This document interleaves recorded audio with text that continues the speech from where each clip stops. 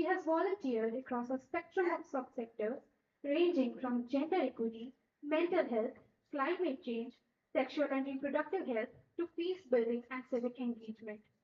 She has worked with organizations including, but not only limited to Peace First, Women of My Billion, and Girl Effect. We welcome you, ma'am.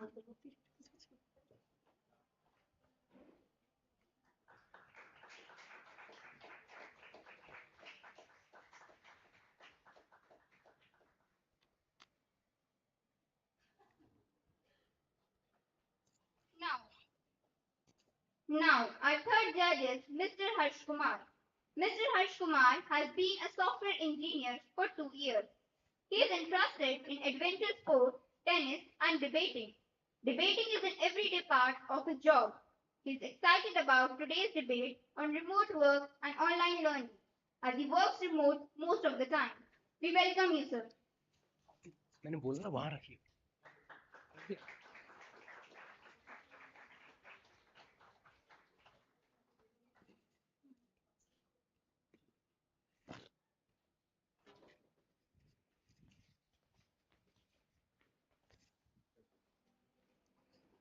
Thank you, ma'am. वो तो part. The glow of a single light can transform the ambience and create a world of enchantment in a dark room. Before we commence the debate, let us implore God's blessings. I invite our honorable management members and the judges to please come forward to light the ceremonial lamp.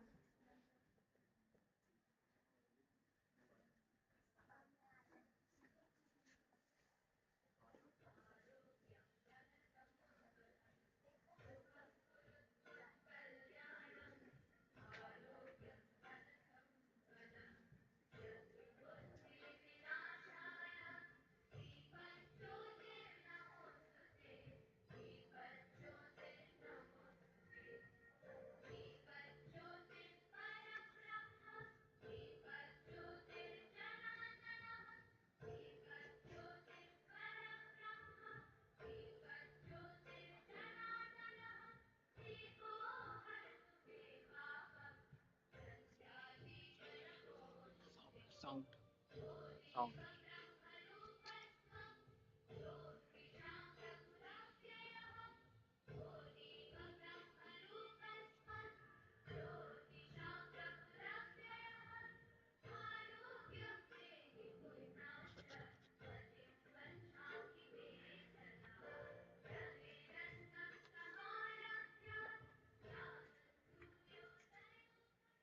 Sri S.N. Ganju was a visionary who carried in his heart the noble dream to educate the youth of his nation. It is because of brave and committed men like Sri S.N. Ganju India has shaken itself from the slumber and apathy that poverty, lack of privilege, and exploitation caused to our people. Sri S.N. Ganju knew that educating the masses was the tool and the way. Let us watch a video to give you a brief of Vishwa Bharati Women's Welfare Institution, the schools and colleges functioning under this banner, and the contribution of Sri S.N. Ganju.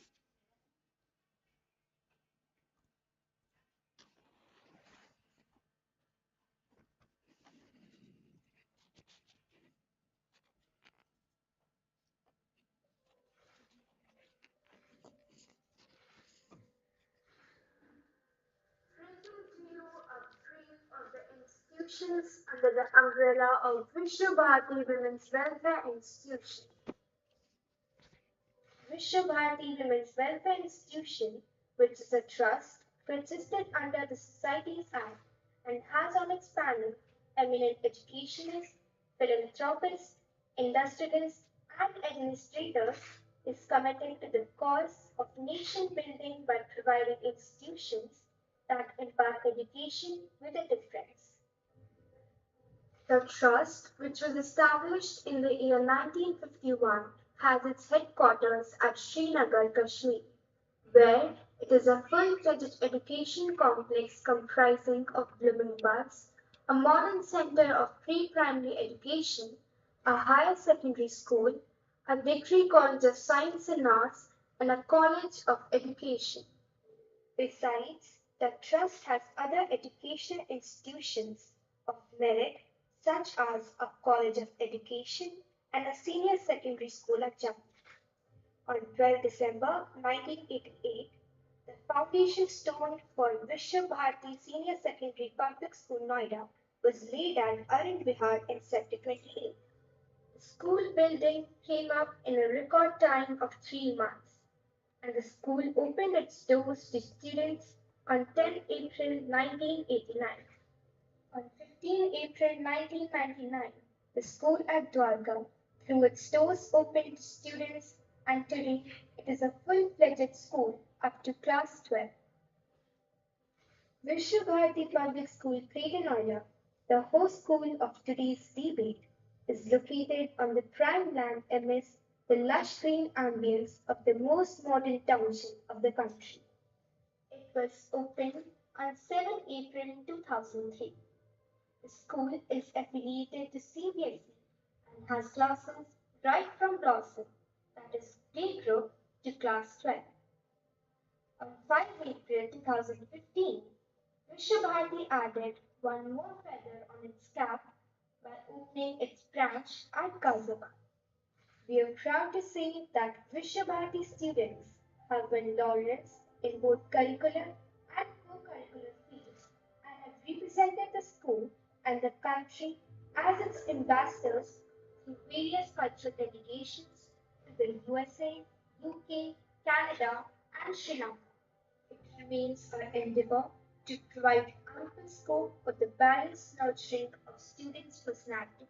Shri S.N. Ganju was the former General Secretary of the Vishwabharati Women's Welfare Institution. He was a visionary and one of the founder members of this edifice of learning. Today, his vision finds fruition in the seat of learning, where thousands are recipients of modern and quality education.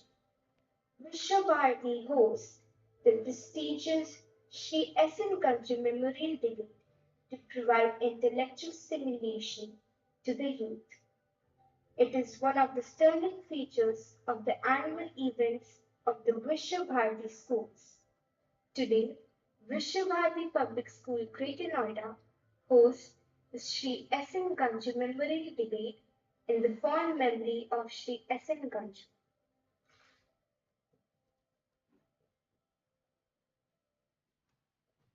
As Sherry Turkle, a noted psychologist, wisely said, we are smitten with technology and we are afraid of what we have created. While social media has connected us, it has also led to issues of addiction and a decline in face to face communication, creating a paradox that needs to be addressed.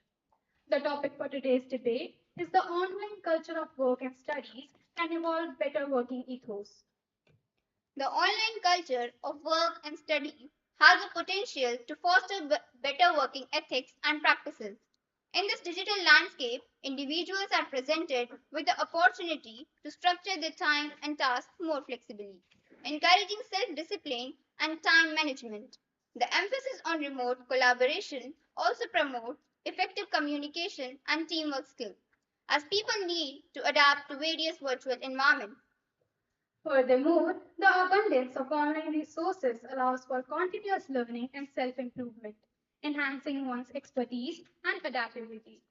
However, it is essential to balance these advantages with maintaining a healthy work life separation and addressing the challenges of constant connectivity to ensure a truly evolved and sustainable online work and study culture. Post COVID, online classes and work from home is the new normal. Even now, many multinational countries are working on the WFH model. This undoubtedly seems comfortable. You can wake up late, no rush of getting ready to work, saves on travel, saves the workplace expenses of electricity, space, arrangement of office facilities, and pantry, saves on word and watch expenses. It is economic and rid both the employer and the employee of the workplace hassle. But don't you think humans are social creatures? And working without seeing anyone can make employees feel cut off. Remote working can also cause anxiety. A recent study concluded that the lack of close contact hinders the formation of trust, connection, and mutual purpose. Three key ingredients in any effective working relationship.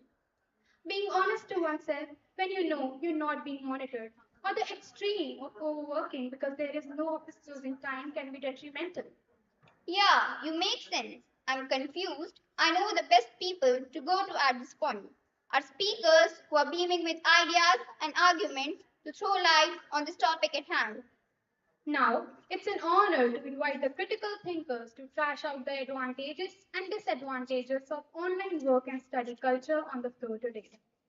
I would now like to read out the rules of the competition.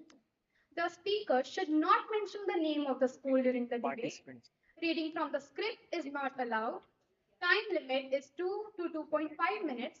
Marks will be deducted for crossing the time limit. And a very important thing, there will be a judge's question after your speech. Now, let's start with code 01. Both of you, please come up on the stage.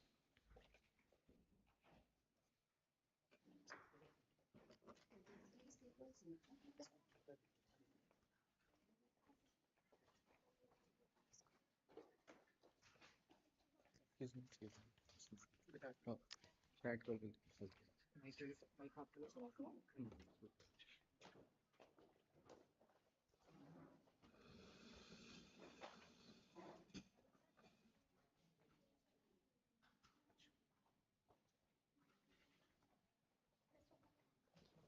No, that will be. Hmm. Oh, sorry.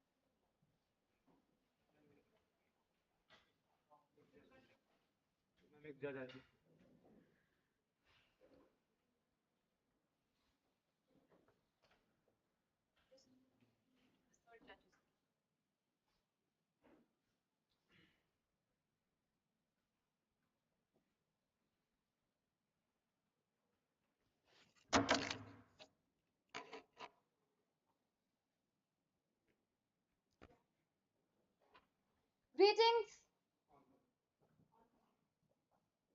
hello. Yeah. Greetings, my respected judges and my fellow participants. Today, our Noor Korupal is here to speak in favor of the motion. But before proceeding, I would like to ask you a question. Do you think we could have survived those 2 years of pandemic if we didn't have the culture of online working and learning? Well, I think without it, the human race would have halted and their lives would have gone many years back, with people being unemployed and uneducated. That's why I highly believe in the statement that online culture of work and studies can evolve better working ethics. And so, here is the list of my arguments to support my stand. First of all, online working helps a person to maintain a better work life balance. As you know, that these days people are struggling to maintain a balance between their personal and professional life. But why exactly is this happening? This is due to the long and lengthy traveling hours, which leaves them with less to no time for their family members and loved ones. But flexible work arrangements due to online working has potentially enabled an individual to have a better work-life balance, which leads to less stress and less pressure. This thing further leads to eliminating of commuting time and increases our productivity as the saved time could be used to do something constructive. Thirdly, online working allows a business to move to a cloud based operation completely. This saves an organization's money on rents and other office facilities. But wait, not only this, due to the reducing need for physical office spaces and commuting, it also supports our environment and make it more sustainable. Now let's talk about cultivation of global mindset. But what exactly do I mean by this statement? Let me tell you. Cultivation of global mindset means that when an individual is engaged in diverse online communities, one is exposed to a wider worldview. Moreover, online learning provides us with a wealth of information available worldwide through online database and libraries. It also boosts an area's economy as we are no more limited to any geographical areas. So, I truly believe that online working and learning is the future, and undoubtedly it will replace the land-based learning in the coming time. Thank you. You don't need to.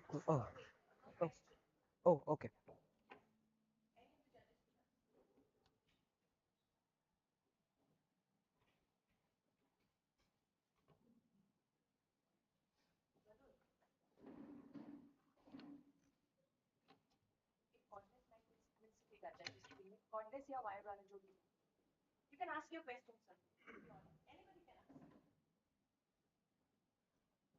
Okay, so I have a question Yes, sir. that you being a student Yes.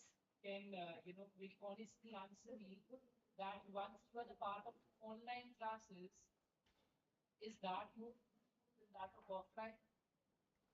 So I believe that in online learning, we are like it is like a online working place. So we can like it can also be interactive. Like I have met people and their thought process is that online classes cannot be interactful. But I think that thing depends on teacher to teacher. If you have a good teacher, it can taught you be it offline or online. Thank you.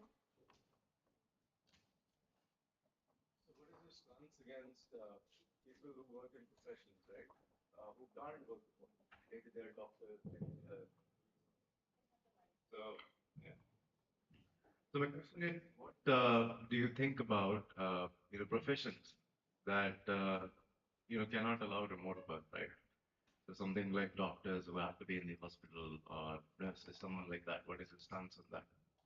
So those are special cases, and of course, like doctors cannot work online. They need to be physical to do the operations and stuff, and those are the special cases. And of course, for that, we need them to be offline. But for other people who are doing like who are employees or many other things, they can simply switch to online. So do you believe like most professions, maybe 80 to 90% can be done remotely versus maybe 10% cannot be done remotely?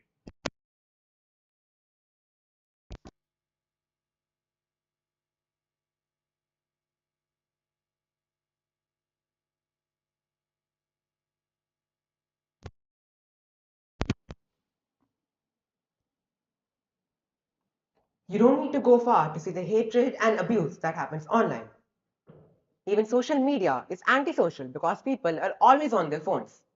Good morning to one and all present here today. I, Devdani Chatterjee, would like to enlighten you about the fact that the online culture of work and education can't actually lead to better working ethos. The online culture of work and education can lead to social isolation. Do you know what this means? Let me tell you. Social isolation is when an individual prefers online interactions over face to face ones. This can lead to awkwardness in public and poor development of social skills. The online method of teaching can make a student's life be devoid of motivation to strive. It can also fill their lives with a monotonous feeling and a sense of boredom. Sitting in front of the computer all day isn't what a student's life should be at all. As Cal Newport said, in the age of distractions, staying focused is indeed a superpower. The online world has an endless amount of distractions in the form of video games, social media, YouTube, etc. This is a huge disadvantage for students as by indulging themselves in these distractions, they lose valuable study time. Specifically for students, the online mode of studies has led to a significant decrease in the level of discipline. As the saying goes, discipline is the bridge between goals and accomplishments. A lack of discipline in students can thus impact many areas of academic importance. Specifically for big corporate companies, holding important meetings online and storing important data online can expose them to the risk of data breaching and possible hacking. People with malicious intents may try to use this information in the wrong way. Time is what determines security. With time, nothing is unhackable. While it is true that the online world opens up a plethora of resources which can be used by everyone, but the students of higher classes may not feel interested in the activities which might be conducted in the class. Also, it might be difficult for the teacher to find and use such activities or resources in the classroom.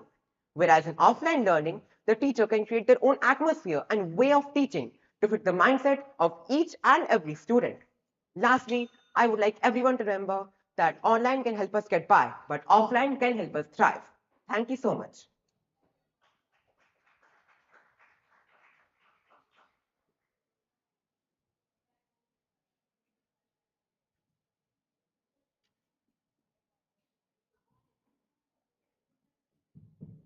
Can you? I can be loud. Yeah, I can hear you.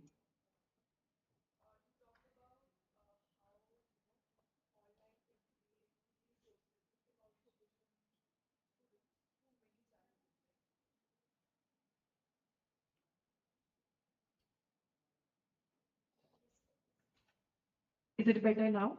Yeah, I can hear you. Okay. So I want to ask you a question about your mention of resources available online and then the impact of online and internet on students. What challenges do you see internet can bring for adolescents, children, even people, anybody studying in school and not in school? Some of the challenges which I can see for adolescents would be majorly it would be of social media because social media causes a lot of social problems in a person's life and it can also cause social isolation and there can be many psychological effects that a student going through adolescence can experience. Thank you. Uh, do you think there are certain risks or challenges that can impact their well-being or maybe their health?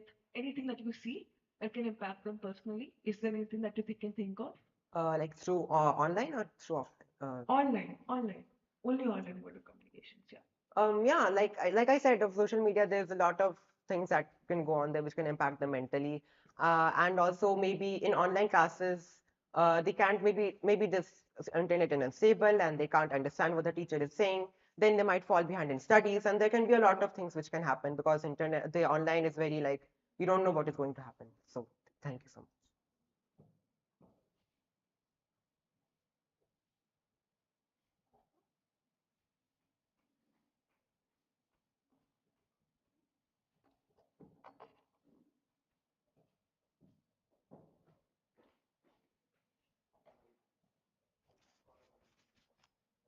Impressive performance, both of you.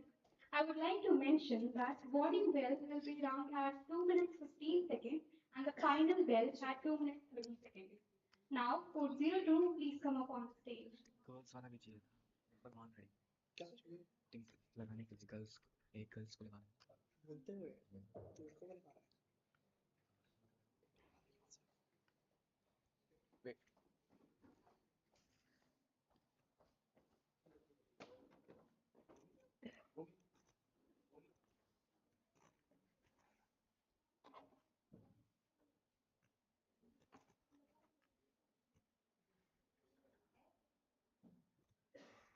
That's right.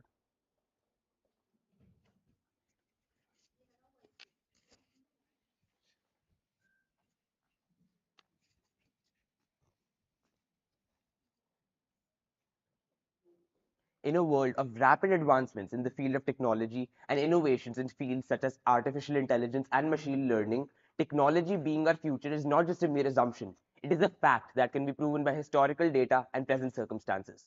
Good morning to the House at large. Today, I will be arguing for the proposition that this House believes that the online culture of work and studies can evolve a better working ethos. But before moving on to my primary arguments, I will be defining a few terms within the argument. The online culture of work and studies expands far beyond the confines of your home. It does not just include things such as online learning or work from home, but actually encapsulates a wide array of professional and educational activities, while the working ethos is basically the spirit of the workplace. The main advantage with the online workplace is the fact that it offers increased flexibility to all the involved stakeholders. The students and the employees can organize and manage their entire schedule with the ease of the online workplace. A study conducted by Stanford in 2020 stated that there was a 13% increase in productivity while working online. This is a prime example of the effect that online workplace has on students and employees alike. Another advantage that the online workplace has on people is that it can offer a wide spectrum of resources available online.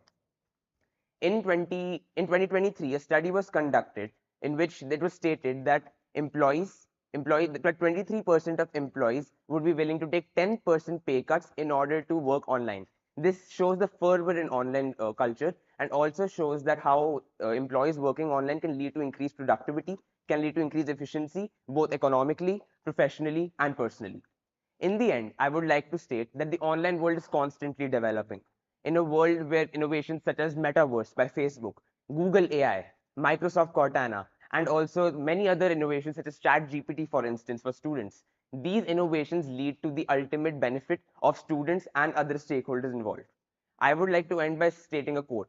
15 years ago, the online world was designed as an escape from the real world, but now the real world is an escape from the online world. Thank you.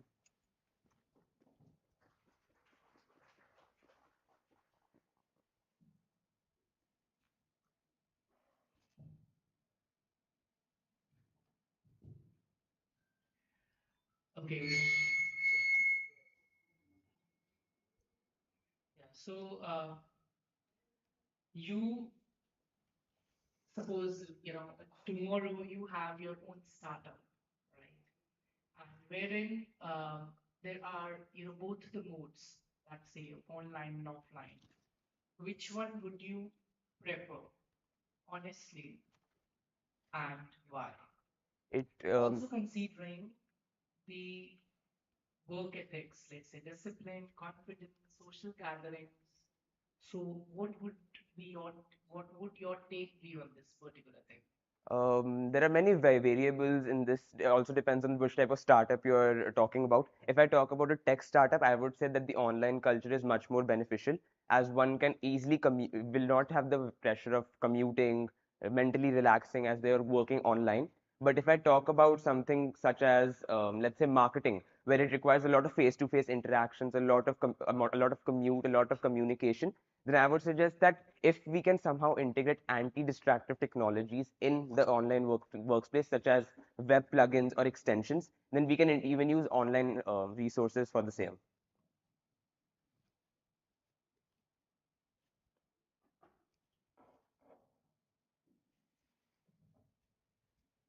True productivity lies in the ability to create, reflect, and focus without constant distractions. Good morning to the House at large. Today, I stand before you arguing against the motion which states that the online culture of work and studies can evolve a better working ethos. Let us quickly define the key terms in the motion.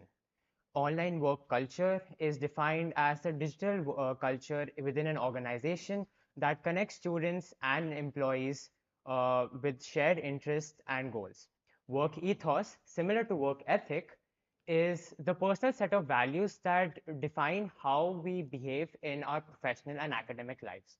Undoubtedly, the online landscape provides convenience, but does it really offer and build a robust work ethic or work ethos? Uh, during the pandemic, we saw how easily the line between personal and work life got blurred. Um, the misuse of online platforms such as ChatGPT, Google, and AI can inadvertently lead to cheating and procrastination. I'm sure that many of the students here can also relate. Furthermore, with close proximity to seductive distractions and the freedom to work from our bed may seem enticing, but it erodes the discipline that is structured environment provides us. When we are online, at some point, our ethicality is overpowered by the prospect of putting in less effort. And this has been proven by many studies and also the fact that we have experienced this during the COVID-19 pandemic. Uh,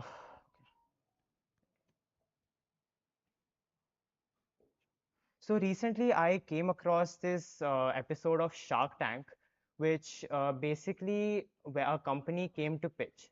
Excuse me. So basically, recently I came across this episode of Shark Tank wherein a company called Bueller came to pitch. The company basically creates a doppelganger of the user for online meetings so the user can sit back and relax while the AI generated self can attend the meeting. While it may seem ingenious, all the investors rejected the company for the same exact reasons. It erodes work ethos, it also reduces the efficiency, it furthermore, it harms the company in the long run. Additionally, online work environment can also lead to the alienation of people and from their surroundings. Alienation of people from their surroundings. This may lead to mental health issues and also the isolation of people. And furthermore, it may also I'm so sorry. Okay, lastly, I would like to conclude that there was a study that showed that 90% of parents in Times of India who surveyed stated that they wanted their children to go back to offline school. Now, the reasons are cannot be more than conspicuous. In conclusion, I would like to say that in order to build a strong working ethos, we must develop and prioritize holistic development, mental health, quality output, and high productivity. Thank you.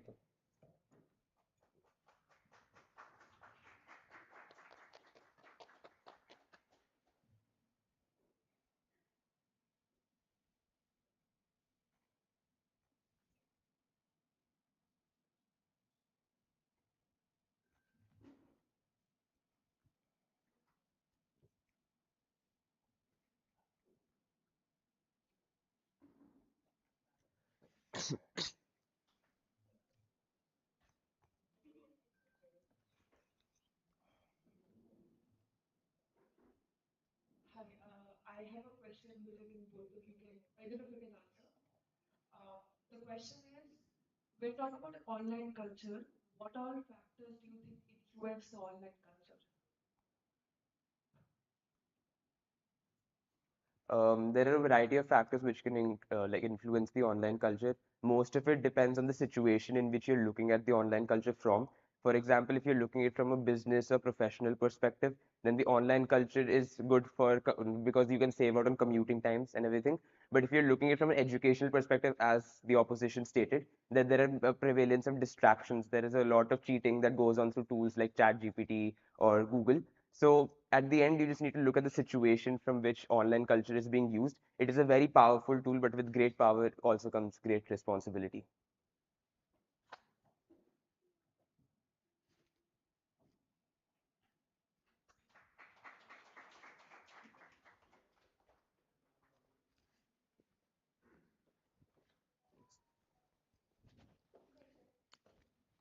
Very well spoken.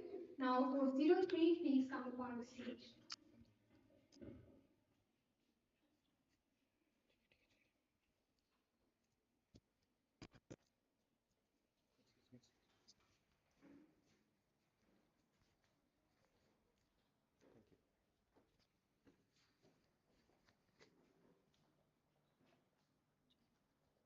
Domestic help.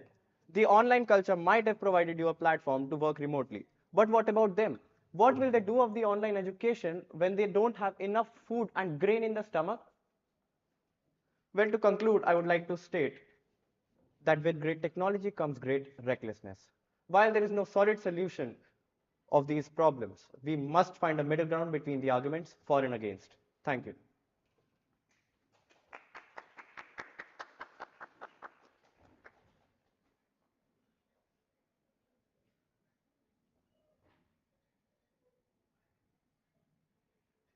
Thank you for your presentation. I have been certified in mental health first aid.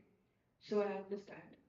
Um, but also trying to understand, like in your school environment, or maybe whenever you go, wherever you would you prioritize well-being and mental health and ensure that how we, not just you, as how do we ensure that we are sensitive to people when we're engaging in any Ma'am, can you please again rephrase your question? Yes, ma'am. Yes, ma'am. Yes, ma'am. You are.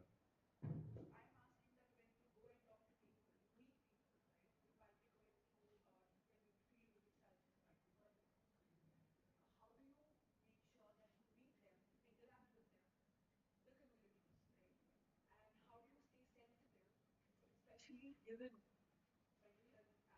and the well-being and different socio-economic challenges which are detrimental. How do you stay sensitive? Ma'am, well, if we talk about particular institutions like this very school, so we have counselors and all here, and also we ensure that we are, regularly hosting workshops about mental health and well-being of the students. So that is a turning point for educational well-being and mental health of the students. Well, that's it. Thank you.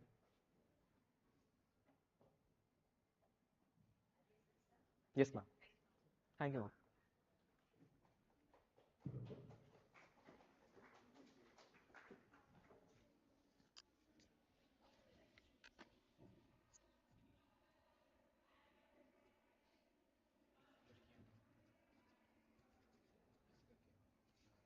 Very well articulated. Now, Coach 04, it's your turn.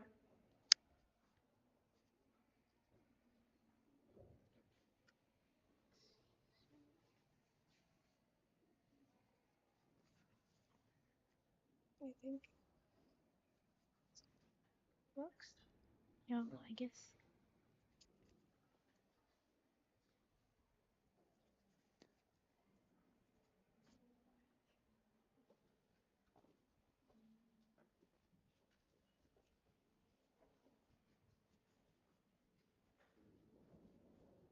Should I start? Good morning, ladies and gentlemen, esteemed judges, and my fellow friends. Today, I stand for the motion online education or work and studies can have better working ethos. In a world where control alt delete can fix most of all our problems, what if I told you there was a similar way to approach our work in online culture? Firstly, online culture allows you to have a flexible way of working, just like a chameleon changing its colors. As smooth as Supra's engine, and as fast as the latest TikTok race. We are talking about a world where your work and studies are as personalized as your Instagram feed. Flexibility in this digital realm, you can choose your own adventure. Want to study in your pajamas while sipping hot cocoa? You've got it. Want to tackle your work at the peak of your creativity? Sure thing. Online education ensures that you're not just living, you're living your best life. From virtual meetings to interactive courses, you can choose the style that suits you the best. So, we're moving from the old TV schedule to new modern Netflix. It helps you with the way you work. It is customized, best, and has exciting options. Disability in online culture also plays a major role. There are many people who are disabled. So, online culture allows them to have flexible time management, online classes, and an inclusive harmony.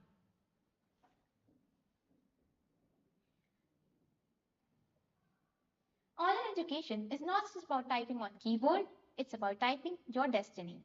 Thank you.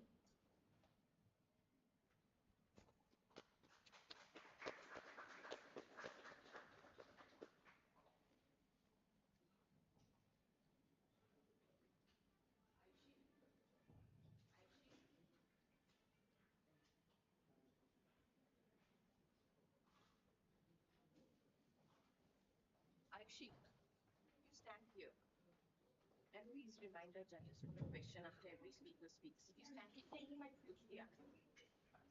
Okay, so it was really so my question to you is why didn't we think about the online culture before COVID-19? We couldn't think about those because these schools were working perfectly fine. And after the pandemic came, there was a worry in the people that how the children would get educated. So that's the online education game in act. So don't you think that we shall again resume to the offline mode? I don't think so because if children starts taking online education as seriously as they take their unofficial ones, they can do even better in the online classes. As it reduces your time of like working in the school, and you can also in the substitutions in the offline classes that we have, these can be reduced and children can complete their homework during that time. Thank you. Good morning, esteemed judges, respected teachers, and my attentive audience. Today, I would like to thank you all for giving me this opportunity to express my opposing views on the topic the online culture of work and study can evolve better working ethos. Everything has advantages and disadvantages. The online world may seem like a beautiful and vast forest, but it's perilous with traps like misinformation, health risks, and disconnection from reality. Think of traditional education like a crackling campfire where we share stories and knowledge with a sense of togetherness. In contrast, online learning can feel like a cold, distant screen away from the warmth of real interaction. In this modern world, there's a huge digital divide between the urban and the rural areas. City folks equipped with modern technology breeze through the internet's fast world, while rural residents, armed with their outdated tools, find it tough to keep up with this unequal digital challenge. There's another plot twist in this cosmic drama health hazards. Spending too much time online can lead to straining of eyes, bad posture, and a sedentary lifestyle, which is associated with diseases like obesity and cardiovascular problems. Social media can mess with our heads and cause anxiety and sadness. One of the biggest disadvantage of this online world is cyberbullying, hate speech, and harassment, which can affect an individual or a community. This online world blurs the line between our personal and professional life because it causes distractions and the ruining of our work ethics. Thank you all for your Thank you all for your patient hearing, and let's look forward to a lively discussion.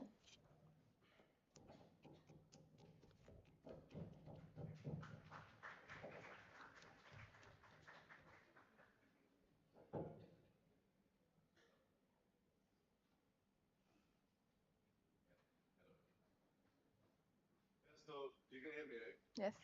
So my question is, you said that there can be there is a lack of boundary between work and life, right?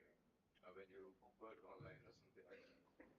Isn't that an individualistic choice versus something that is forced on you?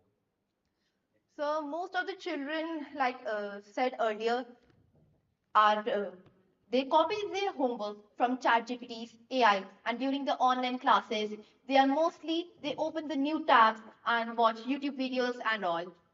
So this is like we are forced, not it is an individual forcement that we are like attracted towards that opening the new tab for watching an interesting YouTube video. Like most of us are attracted towards doing it.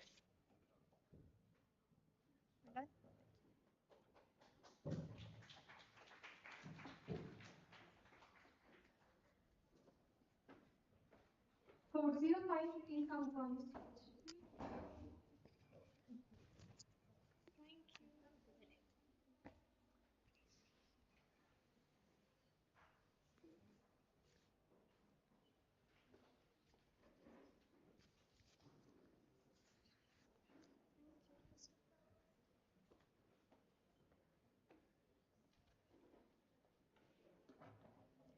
I'm sure all of us present here must have registered for this event. How do you think we did that?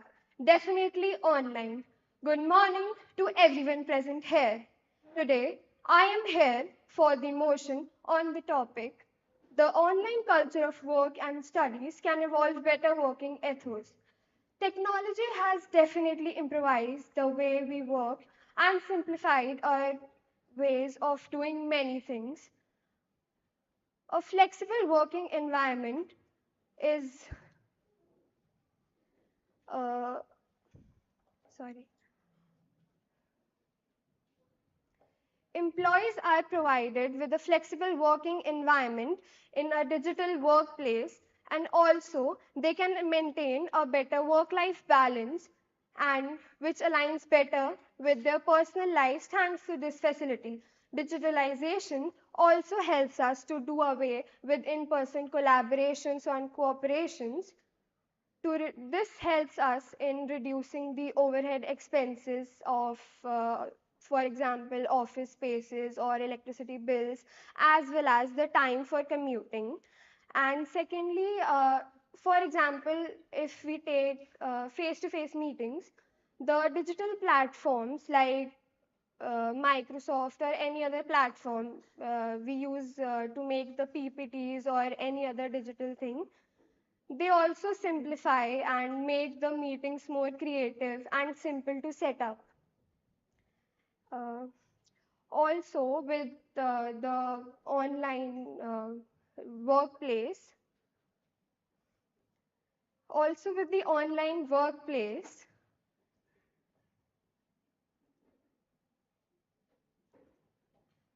there is the flexibility of free flow of uh, there is flexibility of free flow of ideas and opinions between employees at different levels. And the online culture not only benefits the work but also studies in a lot of ways. Technology is a powerful tool which can be used to simplify and increase the way and methods we use to study. We all must be familiar with the National Digital Library of India. It offers a lot of online books and audio or video recordings for us. And uh,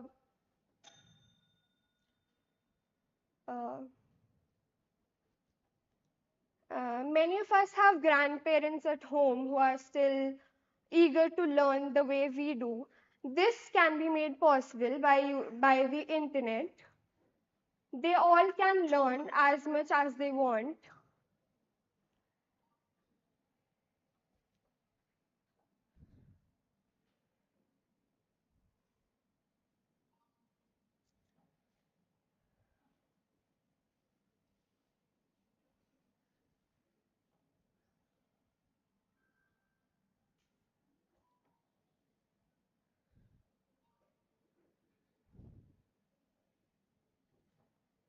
We all must be familiar with the ad where a little girl helps her parents run a food stall, and side by side, she also takes education from the online video lectures. So, this all is a new possibility which could be made, which is possible due to the online platforms and many other like Zooms and Meets, etc. So, in conclusion, I would like to say that we all can agree with the fact that online platforms have helped us in a lot of ways. And so, by staying online, we can stay in line. Thank you.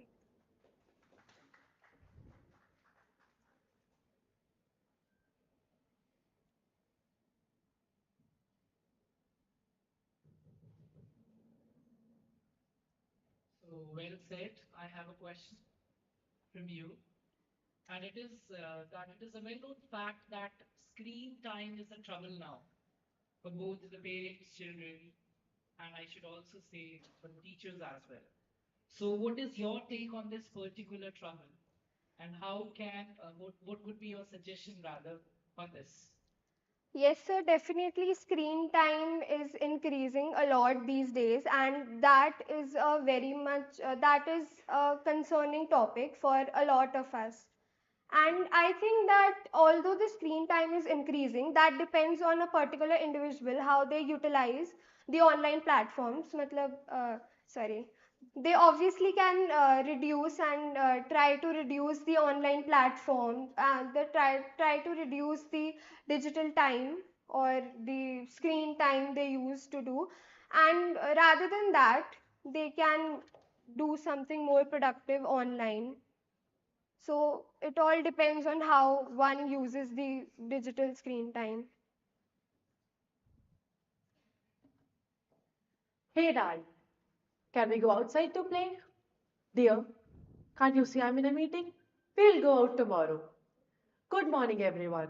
This might have once happened with everyone in the lockdown period or still the parents when they work from home. But why does this happen? Because of the online culture that has destroyed the whole working ethos and the decorum. I strongly believe with that. And I am totally against this process of online working culture and online working culture that has destroyed the work ethos. What a work ethic is definitely something that guides an individual in their professional and academic lives. They come with of different kinds of factors such as discipline, decorum, dedication, integrity, etc. We also strongly believe that when we talk about work ethos, we are definitely talking about the state of mental being. Like for example, when we are in our houses attending online classes or maybe working from home, we are just on our couches or maybe in our chairs or maybe in our beds. Hasn't it made us all of us a couch potato? But obviously, we all agree to the fact that online has provided us with a lot of platforms and a lot of exploring and a lot of learning. But we can't deny the fact of that it also has potential negative impacts on our surroundings and even on us. First comes the health hazards. But before even the health hazard, what comes is that the people are disconnecting within themselves. Nowadays, the online work culture has emitted so far that we are whole day in our meetings. But are we concerned about how it is affecting us? We are getting we sometimes feel isolated, sometimes feel disoriented, or we sometimes feel that we are not totally connected with the world, which is hindering our productivity and causing the stress level. While when we are in an online working system, a company can a company that is going with work from home can totally monitor what their employees are doing. This might be a stronger working ethic because the company is provided with whatever the employee is doing and everything is tracked. But don't we think that it also might create a stress or it might also might make the employee feel that their surveillance is being invaded or their privacy is being invaded? But leaving all this aside, I would just like to conclude with the fact that when we are talking about the online work ethic, let us all have the audacity to accept the fact that what we are is about what we think. So it is upon our call that we want to take it ahead and we fall in this unavoidable upcoming modern disaster or just tame it ourselves. Thank you.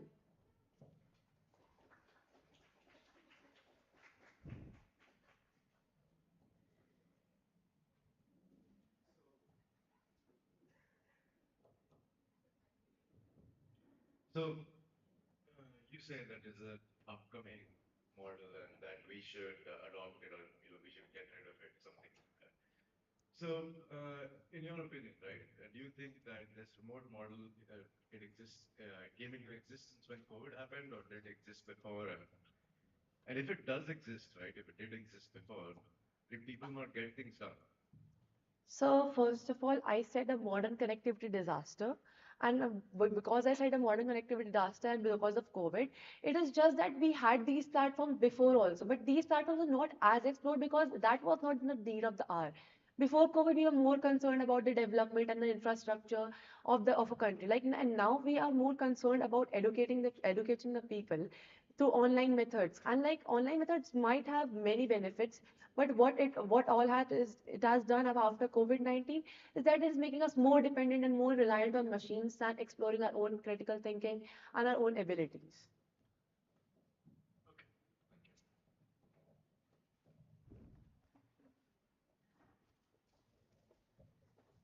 Very well articulated. I would like to add just kindly start when you hear the bell.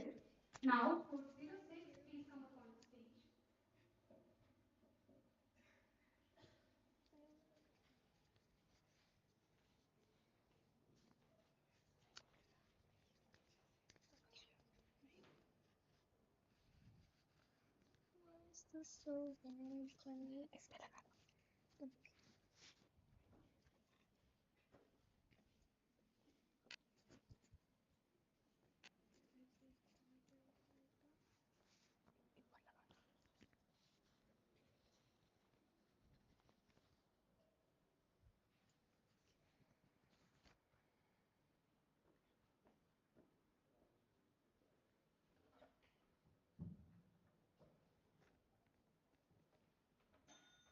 Online revolution is not only about location independence, it's about fostering a culture of responsibility, ethics, and adaptability.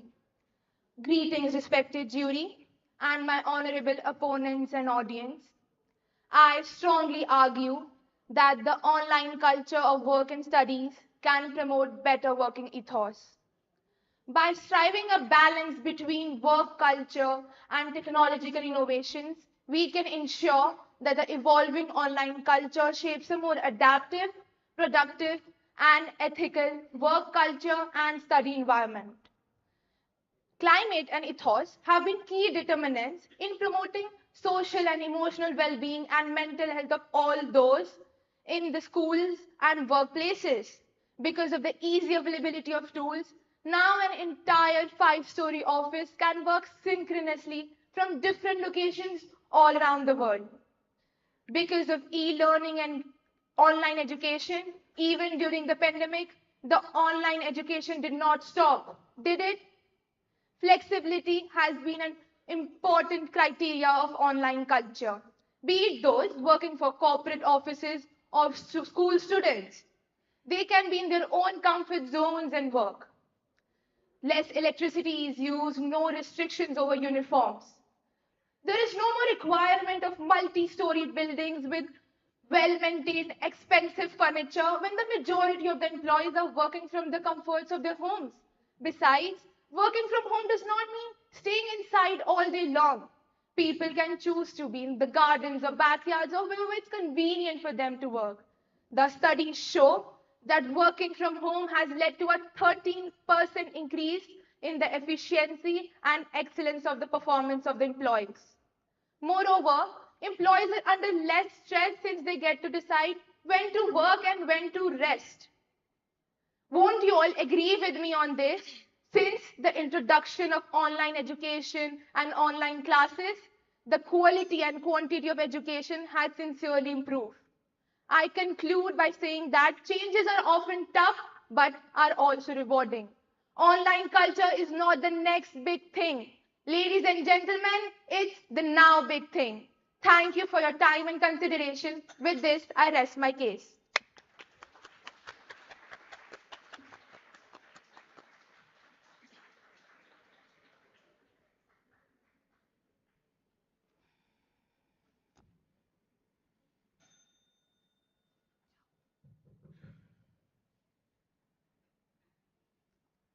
Thank you for such a beautiful information.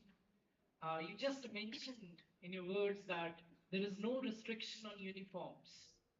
So my question to you is, don't you think that the uniforms gives us a sense of discipline? We have it in the schools and in colleges as well. Thank you for your question, sir.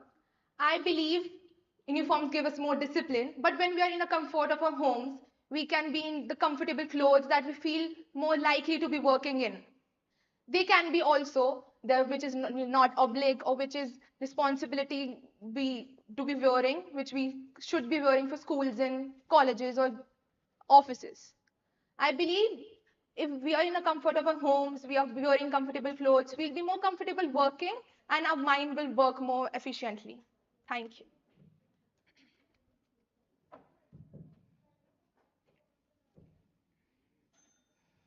Honorable judges, my worthy opponents, and all the distinguished audience present here. Today, I stand before you to respectfully challenge the motion, presenting a perspective that advocates for a different understanding and approach. The tech era has undoubtedly revolutionized the way we work. Now, don't get me wrong, I love the internet. It has given us all those cat videos, memes, and the ability to order pizza with just one click. But when it comes to fostering a work environment that promotes ethics, productivity, and genuine human connection?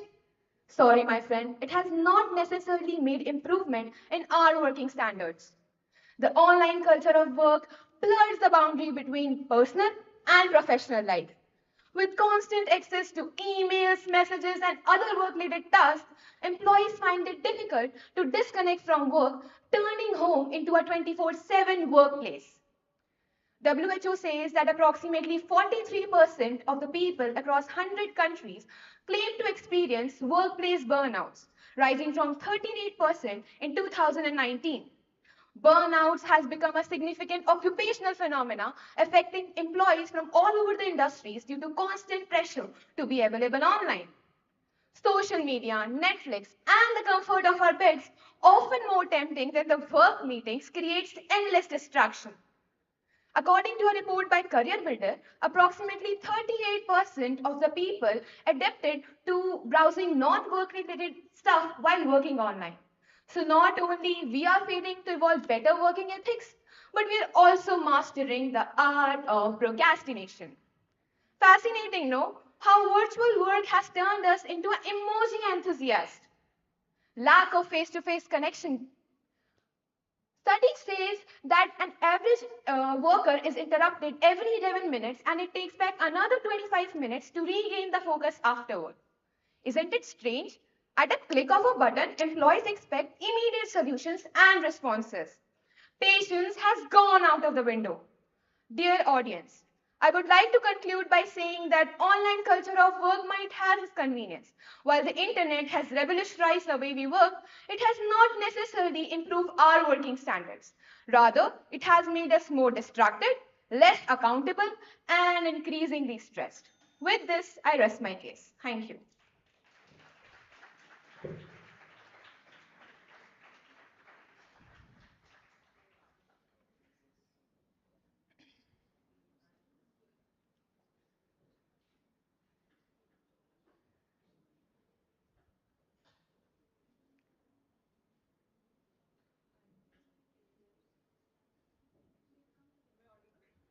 Not clearly.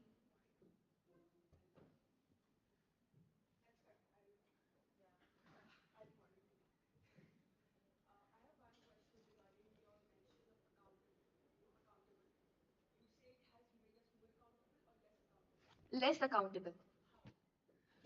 People are distracted.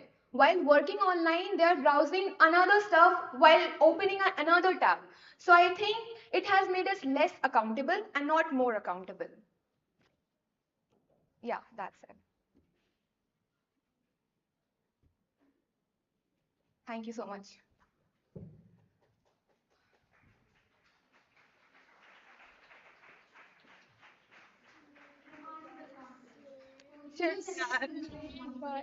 सही बोल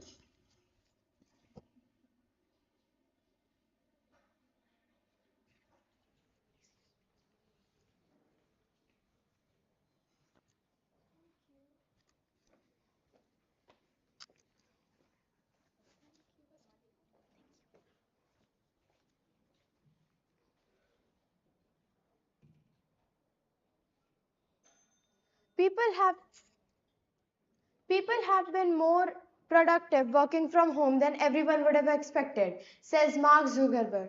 Good morning to one and all present here. I am Veda Mahinder and I am here to speak for the motion.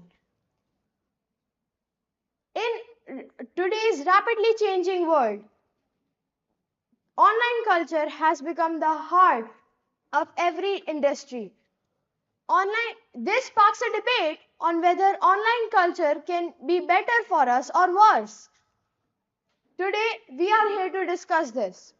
I personally believe that online culture is firmly good for us and our development. First of all, collaboration is the heart of online work ethos. People from different geographical regions can come together and work out their ideas while being in the comfort of their house. There is no need to travel one place to another so that they could communicate. People from different cultural backgrounds can put their own perspectives out when in one place. No, this is not possible in offline cultures. Again, another example of this would be the fact that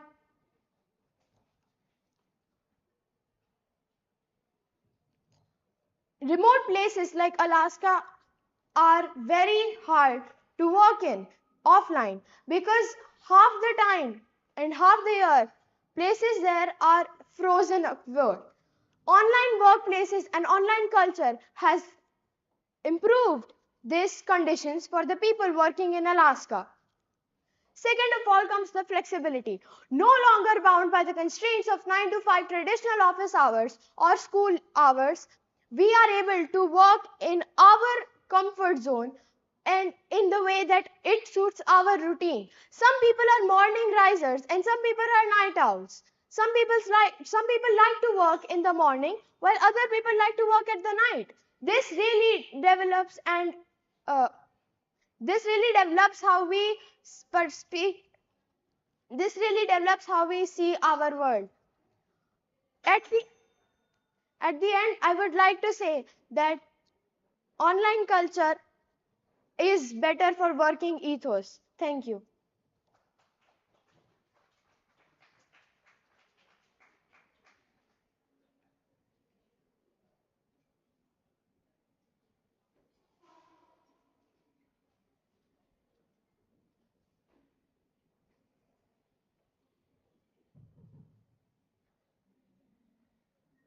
Okay, well done.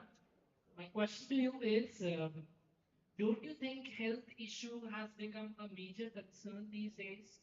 And the reason behind is the online culture. Can you explain to me how online culture is the reason behind health issues?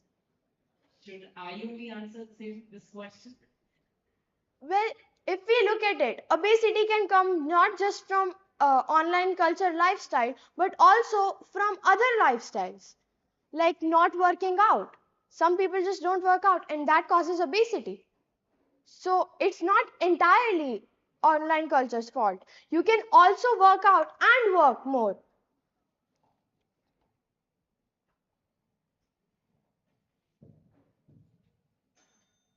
Good morning, esteemed judges and my fellow opponents. Today, I stand resolutely against the proposition that the online culture of work and education can lead to positive evolution of work ethics.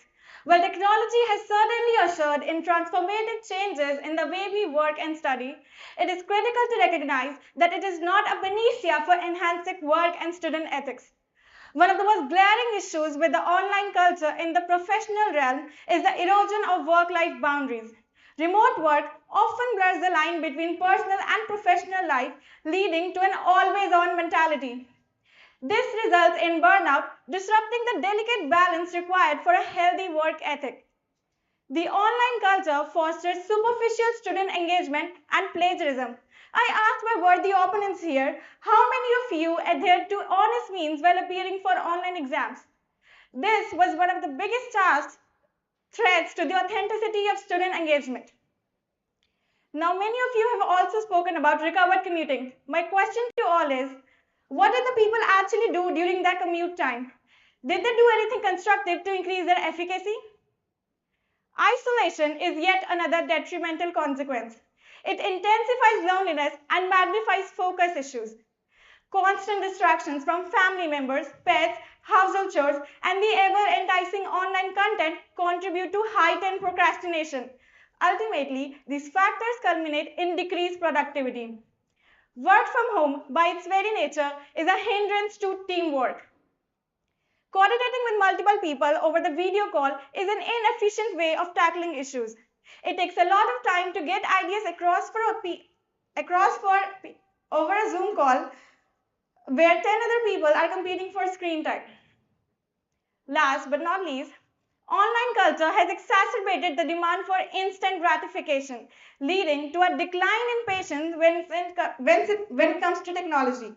People have become increasingly intolerant of minor inconveniences and are quick to abandon tasks that require efforts. In fierce opposition to the notion that the online culture of work and education can lead to better working ethics, It is crucial to acknowledge the grim realities. The virtual realm is a poor substitute of for the holistic development of a robust work ethic, and it cannot provide the vital discipline and the interpersonal growth nurtured by traditional in-person settings. Thank you.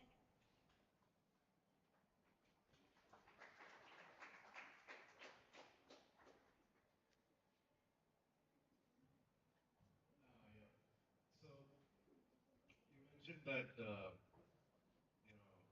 meeting online, doing it over a Zoom call is less effective than when you are doing it in person. Can you give an example of how that is, why that is the case? Because while we are at home, there are many distractions. First of all, we have to do so many things, and like as the social media is one of the biggest distractions there is. Additionally, there are other factors like um, That's you okay. did- So think about it like this, right? Let's say you are in a meeting and you're in your office, right? There are 10 other people. And you guys have a presentation on, or you're discussing something, you have a whiteboard, right? You're just doing the same thing online, and all the people are present and they're discussing the same things that they would discuss in office. So what difference does it make? First of all, at home, we are very at our best ease. So our focus is definitely not at our peak. And the So let's think about this, right? So maybe I'm in a library, very quiet place, I'm very focused, I'm focused into, can I not be focused while working from a library, maybe working more towards, I have to go to office to be, effective? we might be, but it also depends on the person to person. So you can say individualistic, right? Yeah.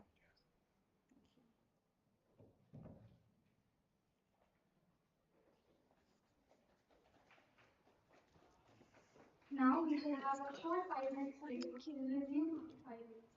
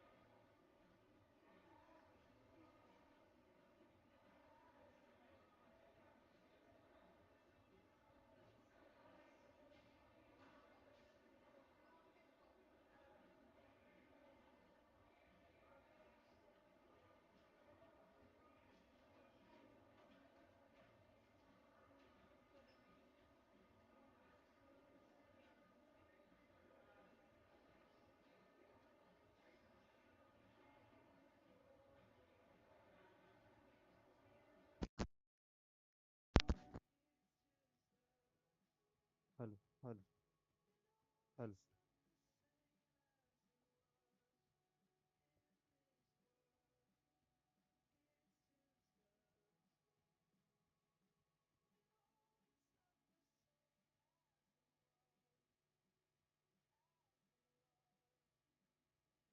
Hello, hello, hello.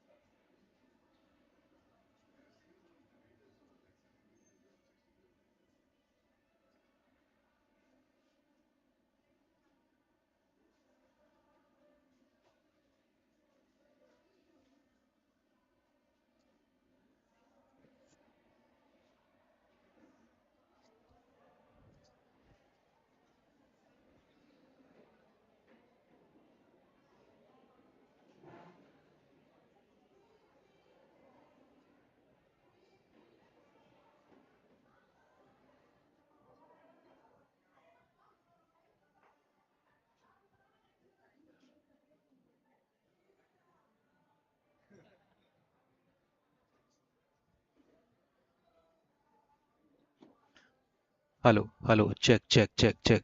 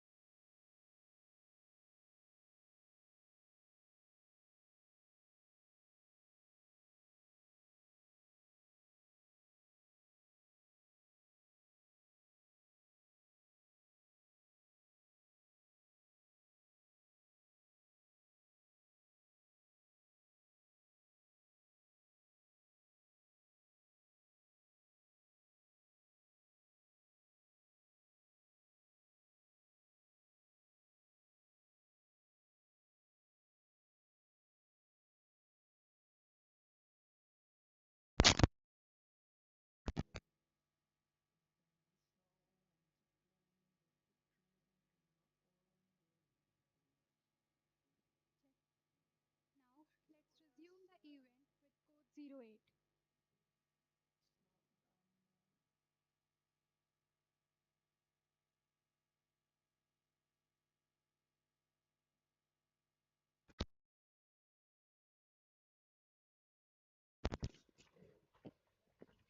with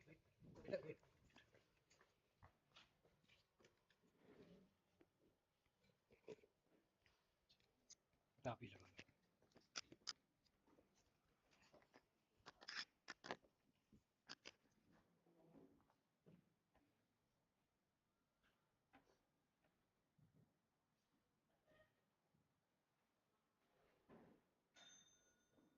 Greetings, distinguished judges, teachers, fellow debaters, and the auspicious gathering. I am Tushti Dhingra, and today I would like to talk about the online culture of work and studies and whether they can evolve better working ethos.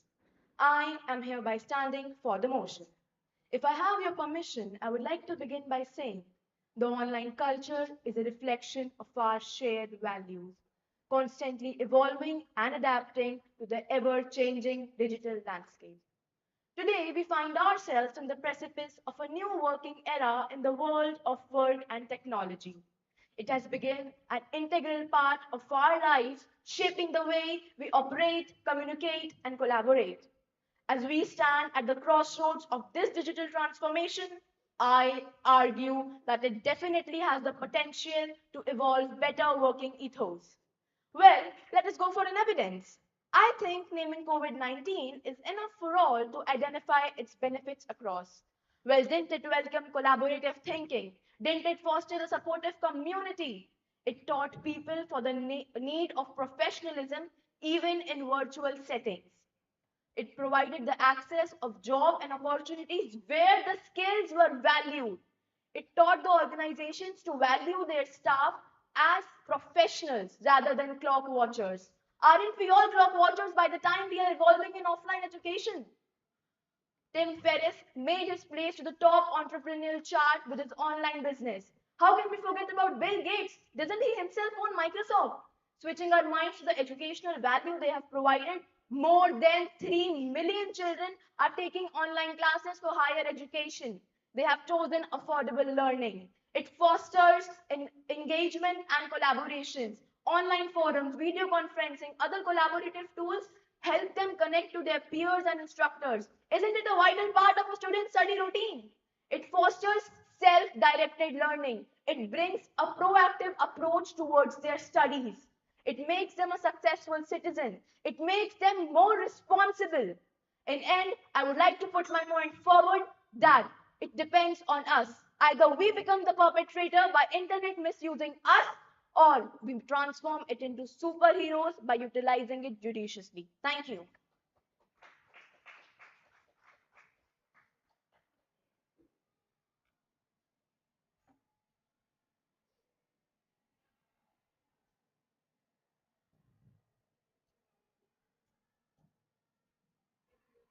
Yeah.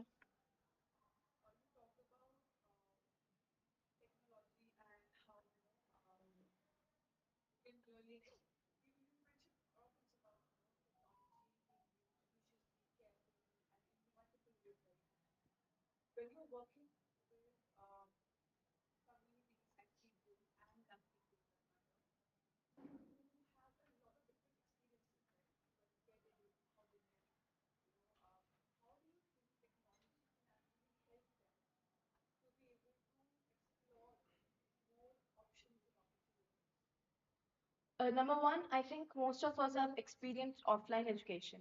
Online is a new experience for all of us. Don't you think that exploring more experience aren't fruitful for the generation? I would say that online wouldn't have been evolved if we didn't experience COVID-19. We would still be in our offline schools. There would be no reason we could do anything. So it was a new experience for them as well. So it involved more new experiences.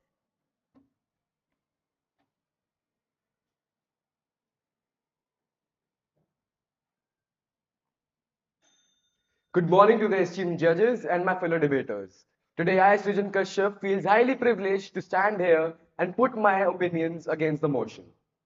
So, first of all, online culture often comes with a sense of detachment from the real world. In a traditional workplace where we have our colleagues, students, other students, peers who guide us, who supervise us, but their absence brings a lack of accountability. More than 55% of remote workers report having feeling disconnected from their team while working online and leading to a lack of accountability. Moving on, another major flaw in this online culture of work and studies is its interference in our own personal life. We take out time from our private and personal life, we give it to our work life. It's all disbalanced. More than 71%, which is a huge number, more than 71% of remote workers report having difficulty in maintaining their work-life balance. And while talking about online culture, how can we forget about the distractions, right? Working from home or having online education. There are some guests at your home, your mother, your father, wife, children. They are all a type of distractions while working.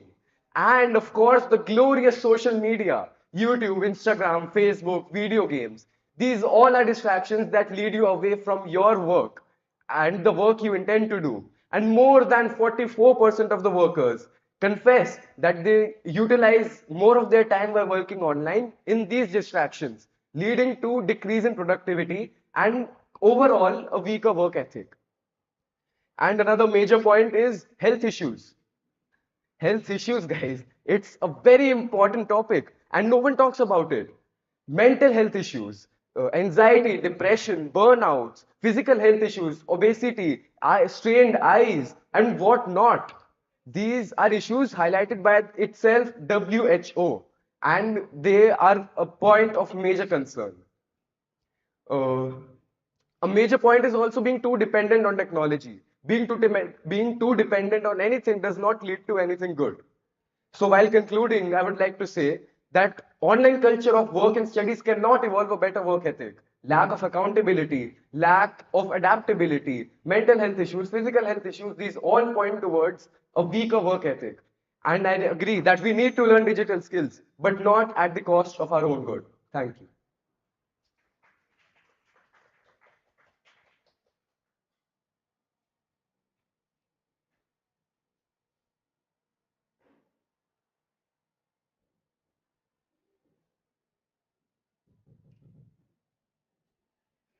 Okay, it was really great to hear you. Am I on? Yes, sir. So my question to you is, don't you think that the online culture has brought more transparency So regarding what? regarding everything, be it school, be it the performance, be it everywhere? So, but the transparency is also affecting us in some issues which are very which do not affect us in a good way. Our health, our privacy being invaded. Like every time a boss calls you at 7 p.m. a video call, you cannot avoid it if you're even if you're having dinner with your family, playing with your kids, right? So that's all. Okay, thank you.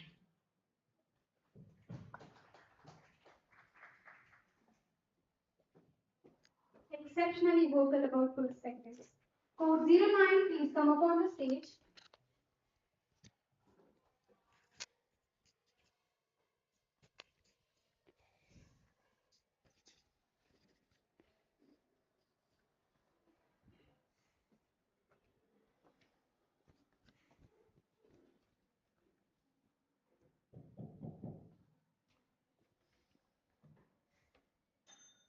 An introverted, unsociable boy having stage fright, given a chance to perform in multiple online school events and performances. He overcomes this fear of social interactions, experiences increased collaborations and team dynamics, and as a result, that timid, reserved, apprehensive, stuttering young boy is standing in front of a large audience participating in a debate tournament. Greetings to all the teachers and students. Today, I, Ayman, will be putting a robust step forward in speaking for the motion on the topic online culture of work and studies can evolve better working ethos. Now, one of the most common arguments I get against this motion is the flexibility of online work can lead to blurred boundaries between professional and personal life, potentially leading to burnout. Now, for the longest time, I did believe it to be true until Flex Jobs Survey in 2021 reported that 65% of workforce wanted to remain remote post-pandemic. Plus, Gartner Survey in 2021 reported that 90% of HR leaders found the productivity to be same or increased with remote production and remote work. So, is online culture of work and studies a boon or a bane? In today's society, where we constantly talk about the growing concern of environmental pollution, online work ethos can reduce carbon dioxide emissions by 41,000 metric tons from cars, and yet we ask the question, is online culture of work and studies a boon or a bane?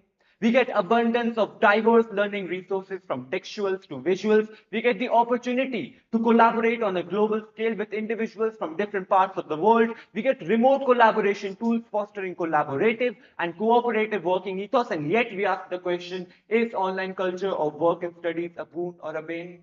A boon indeed.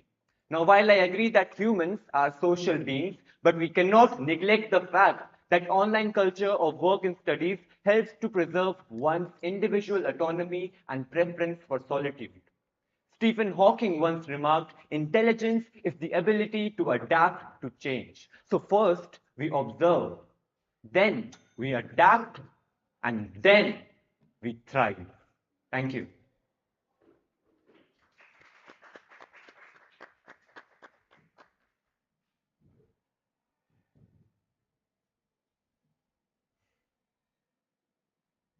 Okay, so my question is, don't you think the art of procrastination has evolved with this online? Sure, sir. First of all, I would like to thank you for giving me this opportunity to answer. So, for example, let's just take a scenario where everyone talks about students switching tabs while being on online classes. So, multiple softwares have been evolved, such as let's just say Blackboard and Canvas, which ensure which monitor the students what they are doing while being on online classes, and which will inform the administrators when the students switch tabs, which can ensure better focus for the students. And such softwares have been developed to ensure that students are more productive in their online classes and all. Thank you.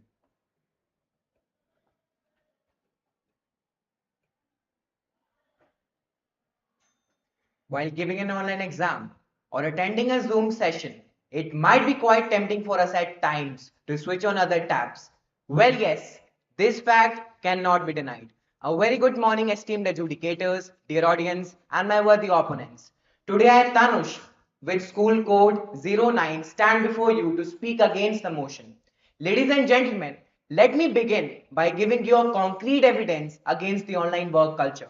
I think we all remember those lockdown days where students were studying at home and adults were also working from home. According to a survey conducted by the Smile Foundation on Learning Loss and Education Recovery, 58% of the teachers that were surveyed said that students lost social skills and got easily distracted post the COVID-19 lockdown. It would be absolutely right to say that online culture of work and studies led to increased distractions and a sense of isolation. This has had a negative impact on productivity, motivation, and a sense of belonging within a community, which are crucial features of a strong working ethos. During online classes, the students also engaged in various mischievous activities, whether it be pranking teachers or faking connectivity issues. Online environments do not promote traditional workplace or classroom etiquettes and manners, which are essential for building a strong working ethos and fostering respect. Did you know that one of the reports published by the FBI stated that the rate of cybercrime increased by 300% at the beginning of the pandemic? Such was the impact. Online work culture possesses a severe threat to an individual's privacy. Then how can you say that online work culture will lead to a better working ethos? There is no way endless calls and communications can replace the depth and quality of in-person human interaction. The BBC clear-cut declared that remote work has eroded trust among colleagues. It has led to depersonalization of feedback, leading to misunderstandings and strained relationships, undermining a positive working ethos. Thank you.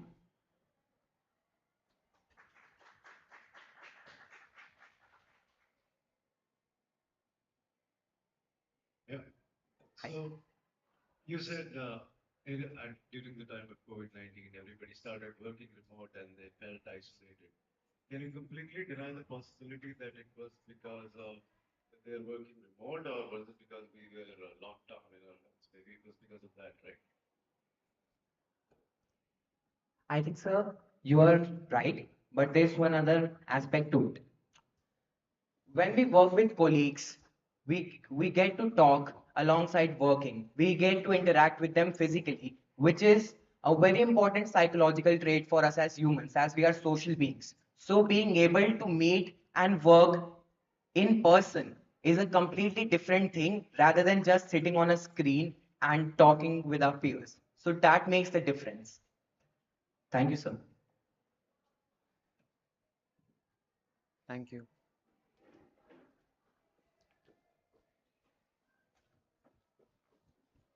Exceptionally vocal about perspective. Code 10, please come up on stage. You need to wait.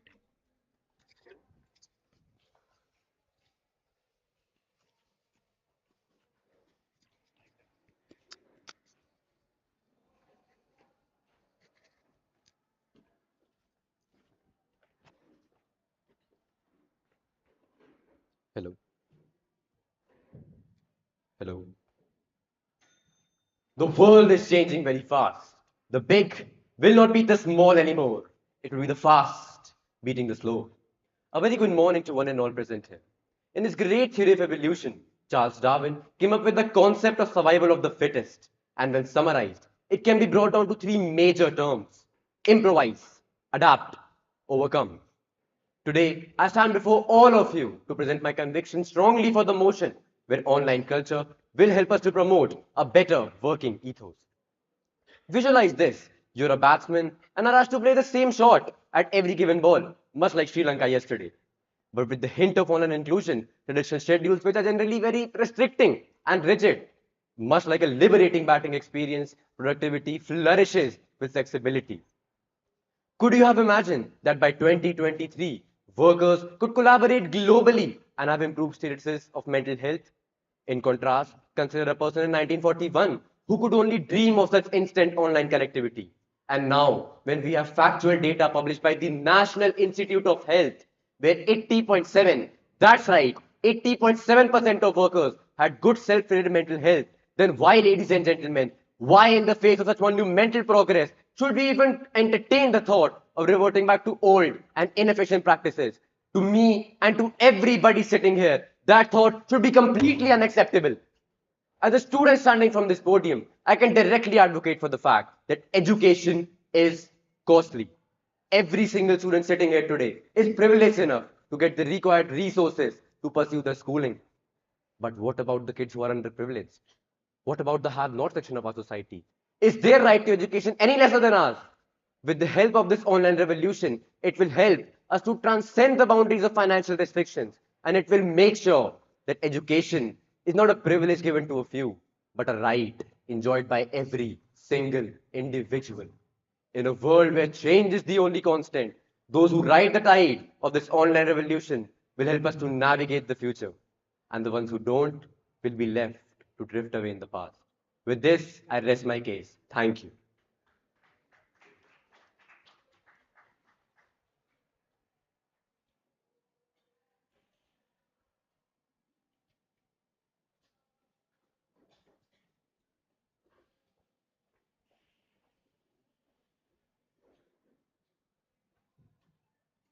I have a question regarding certain terms that you used. Not that I want to point it out, but something I want to understand how you were looking at it.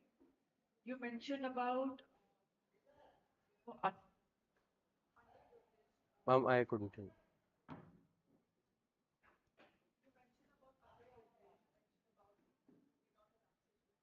Ma'am, I really can't hear you. Yes, ma'am. Yes, ma'am.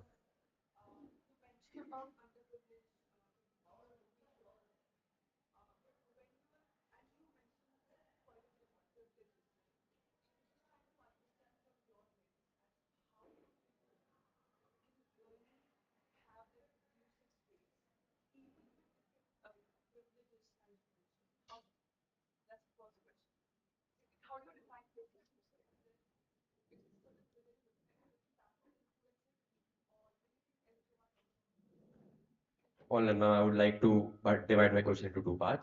First of all, I would like to point out that I come from a household where my mother is a working government teacher. So when this COVID pandemic hit in 2019, 2020 starting, I could see that the passion that the students had for education was quite visible. When the inclusion of online education was starting, all the students that were underprivileged from a financial perspective, that is where a question comes in. In this case, the privileges that we are talking about are from a financial perspective. They don't have the required resources which they will earn by capital. They don't have that. But when this online pandemic hit, they were able to get the required resources like a gadget, a simple gadget. They were bound, they were motivated to get the stuff to continue to pursue the knowledge for education. So that is where my question, that answer is. Thank you, ma'am.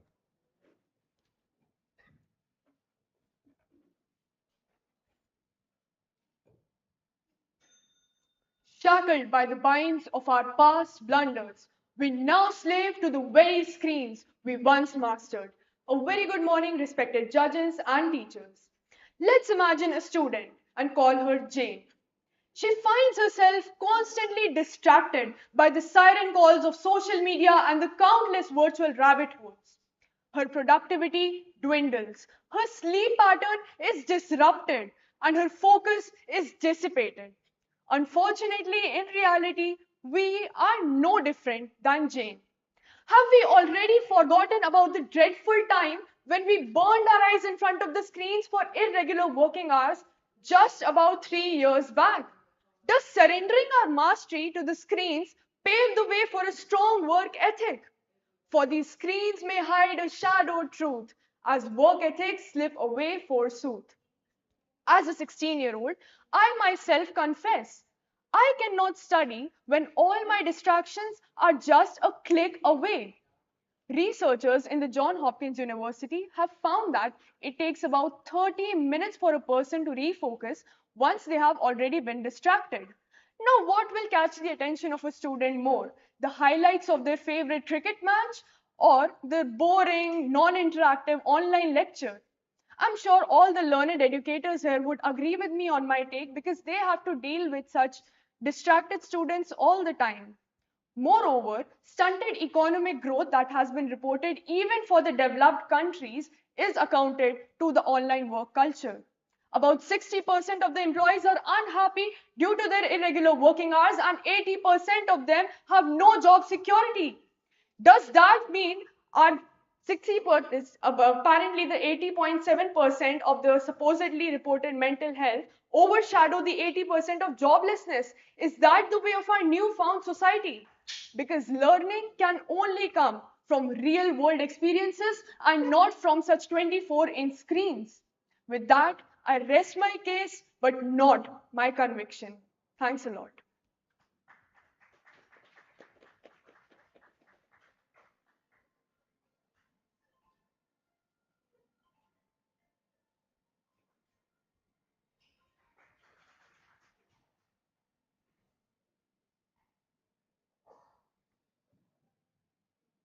So, so you mentioned social media, right? Can you explain to me, from your understanding, how is it related to, online culture of work, somebody who's working or you're studying, right? How does that relate here? Yes, sir, sure. Thank you for the question. Now, we all have, everyone must be on social media nowadays, and we all know how the notification, whenever it comes, we are always tempted to go and check that up. Now, when the work is also in an online place and we are in our home, which is a safe space for us, we are always tempted to go and check that notification, which is now diverting us from our studies or maybe our work. And that is where work ethics cannot come.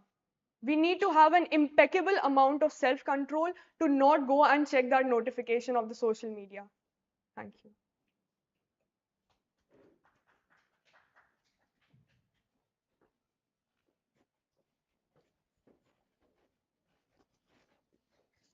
Powerful display of perspectives. Code 11, now it's your turn.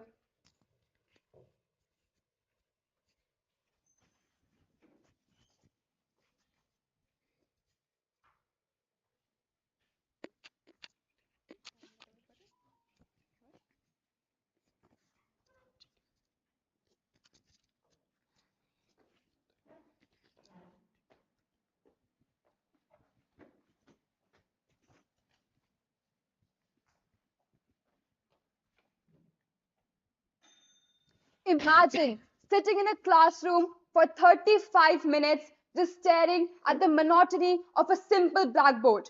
Won't you feel frustrated? Won't you feel demotivated? Well, you would just feel bored. Good morning, everyone. My name is Harshika Dhar, and today I would be speaking for the motion. Online learning is synonymous with PPTs, quizzes, productivity tools, etc., which puts emphasis on not just rote learning, rather gaining actual experiences and pushing us to strive for excellence. Furthermore, the digital landscape offers a wide opportunity for both skill development and self improvement with the help of webinars and forums that one can use to continuously develop their knowledge and acquire new skills. In this ever changing world, adapting and growing is essential, and the online culture facilitates this process. The envious flexibility that online culture offers has revolutionized the way we approach our work and studies. Yes, friends, we have the freedom to choose our environment and working hours where we can tailor our schedule to maximize our productivity. And this particular trait acts as a massive incentive to people like pregnant women who can now aspire to have a healthy family without having to compromise on their jobs. Online culture has opened doors which otherwise would have remained closed for people with obstacles like physical disabilities and geographical distances. So let's not treat this gift of technology as a bane, for it is not the next big thing, it is the now big thing. Let's embrace this digital transformation as it's not just a necessity, but also an opportunity to shape a more productive and efficient world. With this, I would like to rest my case. Thank you.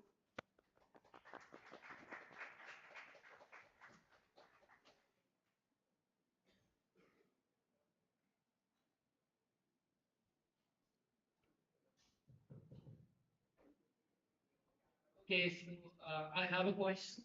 You just started your words by mentioning the monotonous board concept. So, do you think that should we completely shift to the online schooling than that of offline? Thank you, sir, for your question. Um, while I am a strong advocate for online learning, I do not completely agree on the fact that a full transformation to online classroom is the next best alternative. I feel like while physical classes offer you that personal interaction with your peers and your teachers, online classroom is a better way as we can use various tools like I mentioned in my debate, PPTs, quizzes, which makes learning more fun. It is not possible to incorporate all this in physical classroom where you've just given a blackboard to work with. With that, thank you. May I start? Okay. Tell me and I learn. Teach me and I'll remember. But involve me, and that is when I will have experience. A very good morning, respected judges, teachers, and fellow participants. Today, I, Aditya Pandey, strongly stand against the motion. The online work ethic, be it studies or in the work environment, developed after the pandemic.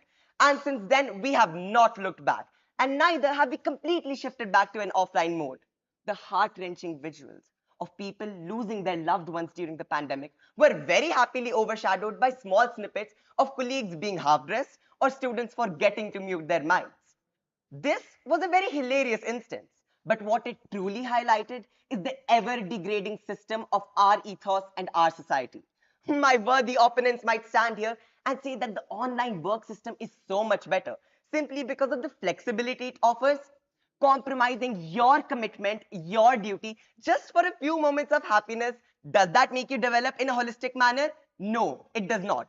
A student could very easily get up in the morning and say, I don't feel like going to school today. Let me just log into my online class, and with one click of a button, I'll be learning stuff. Right? Wrong. Wake up and smell the coffee. This very age, this influential age, is when we work on our ethos. We can reform it or we can degrade it.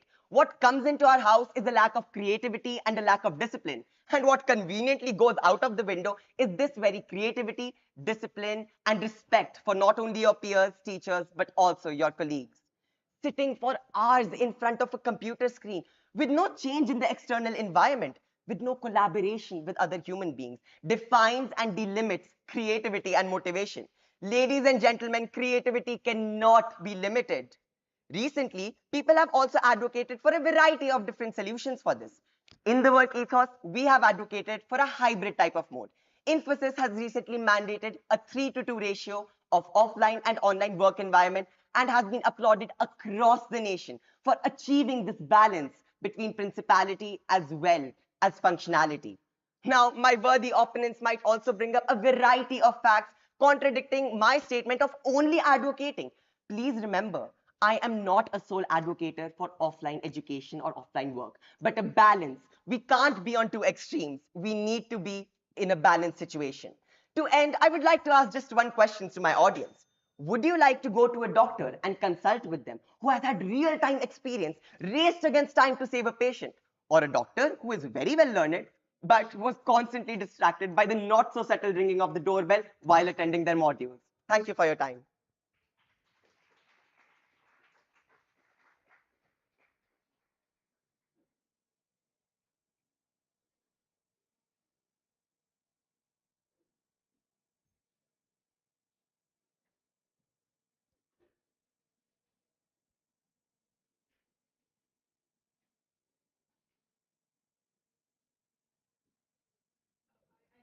Enjoyed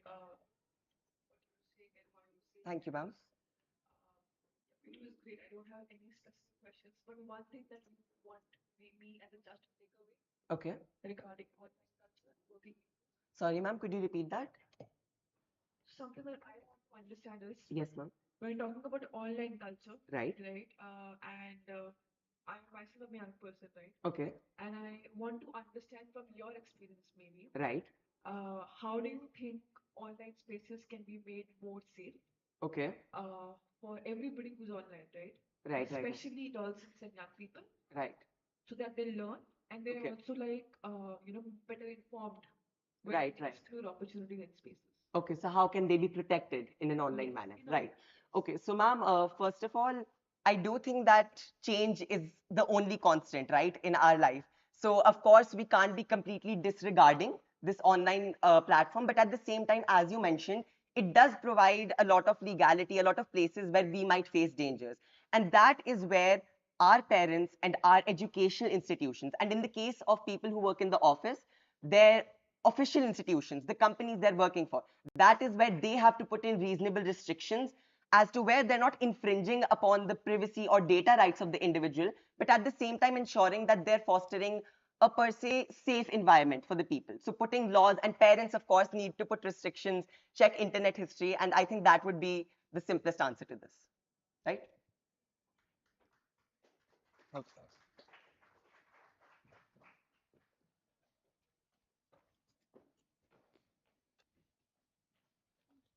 A confidence speech indeed.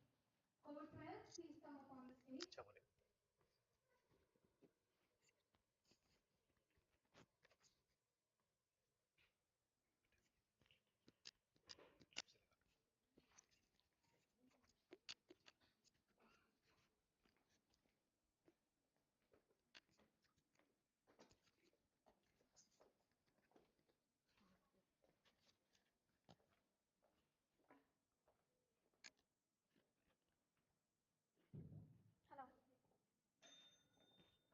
The day is beautiful, under the sun bright. I greet you all with so much delight. Wish you all in the gathering a fantastic afternoon. I, Nitanshi, am very much excited to talk my views out in favor of the motion. The online culture of work and studies can evolve better working ethos.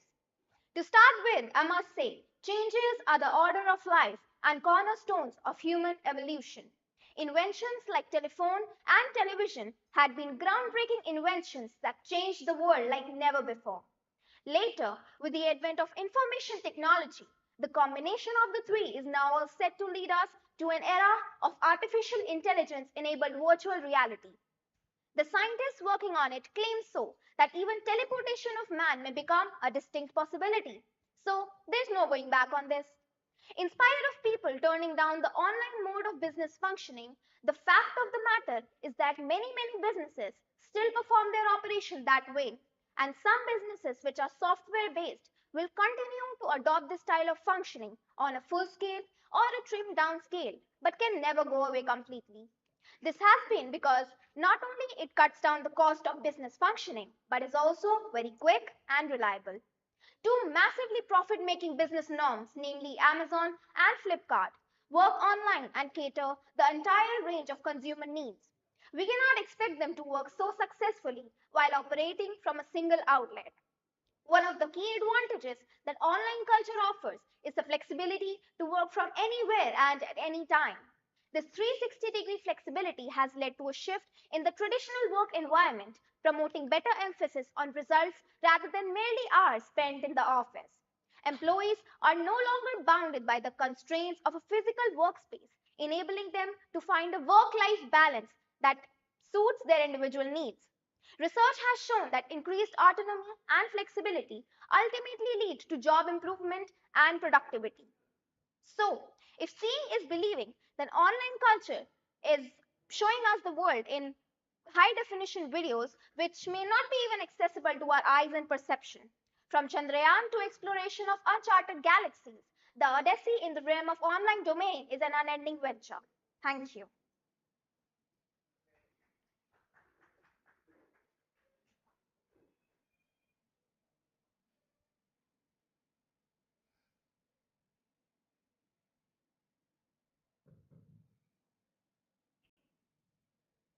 Hi.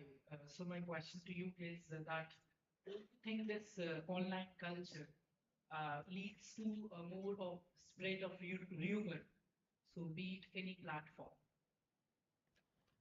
Um, yeah, it may be, but rumors can be made in an offline culture also. It's not like rumors are only based on an online motto. It can be in an offline mode also. And like, nowadays, innovations are being made, new technologies are being introduced to us day by day. So everything will only enhance the our lifestyle. It will only enhance our way of living our lives, and it will only enhance the productivity and efficiency. Thank you. That's all I had to say.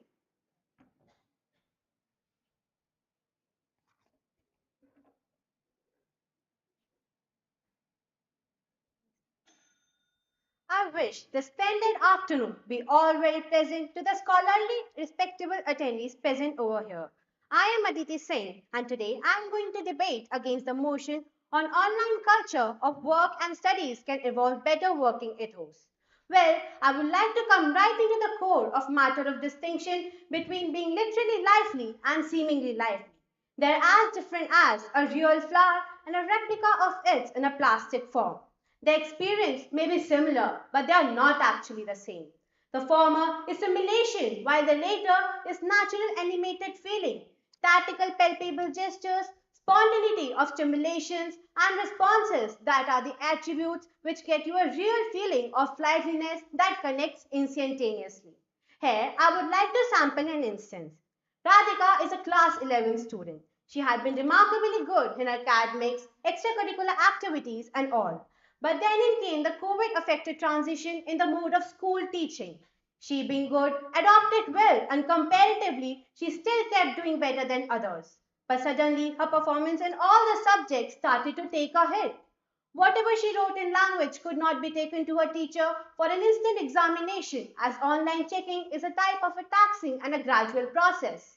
Whenever she couldn't understand any concept in physics and chemistry and tried asking her teacher online, they would tell her to drop the question in chat box, and after finishing teaching, they would come back to address the doubt. All this while, she remained quite puzzled. Even when her teacher tried to address the doubt, he or she couldn't comprehend the question asked by her, as the communication skills are still mediocre, such that she could not get her teacher understand her question clearly. Well, now, this kind of problem can get easily resolved in offline teaching, as it provides spontaneity of interaction in which a child can use gestures, pen, papers, and other prompts to deliver his or her points across lucidly.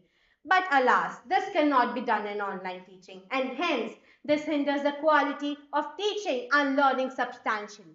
This takes us to the heart of matter that in online process there are several other problems that impede its desired effect. To quote the words from Gita, reality is one and rest all other is illusion. And reality is, if you can't feel the beat of heart, then you are far away from reality. I would like to conclude with online can be an alternative, but it cannot substitute the traditional offline culture. Thank you.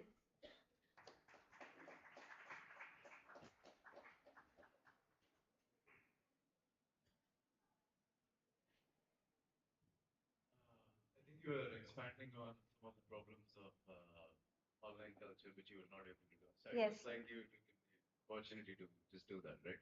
Just go ahead. This takes us to the heart of matter that in online mode there are several other problems that impedes its desired impacts, such as the decrease in the frequency of a child going to a teacher, asking question and getting feedback. As we all know, health problems by prolonged sitting and a prolonged screen time, which we continuously see. And one of its major consequences is that technology now still is in its nascent state, such that like network connections, speed, network availability, less resolution images, not so easily portable devices, etc., are all making it difficult to be par with the face-to-face interaction. There are many more problems. While on other hand, when we see the offline mode, we can see that it helps an individual be disciplined and focused in whatever they are doing, as it exempts them from any kind of distraction.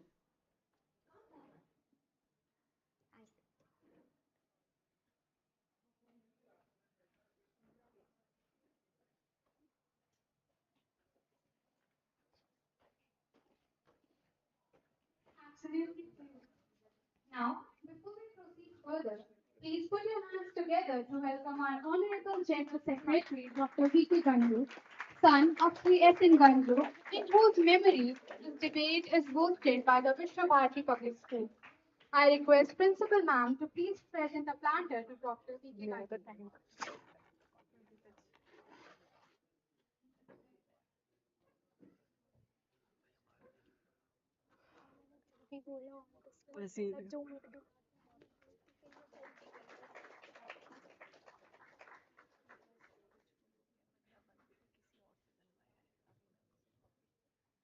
We are honored to have amongst us Honorable Management Member Mr. Virendra Sehgal. I request Principal Ma'am to please welcome him with a planter.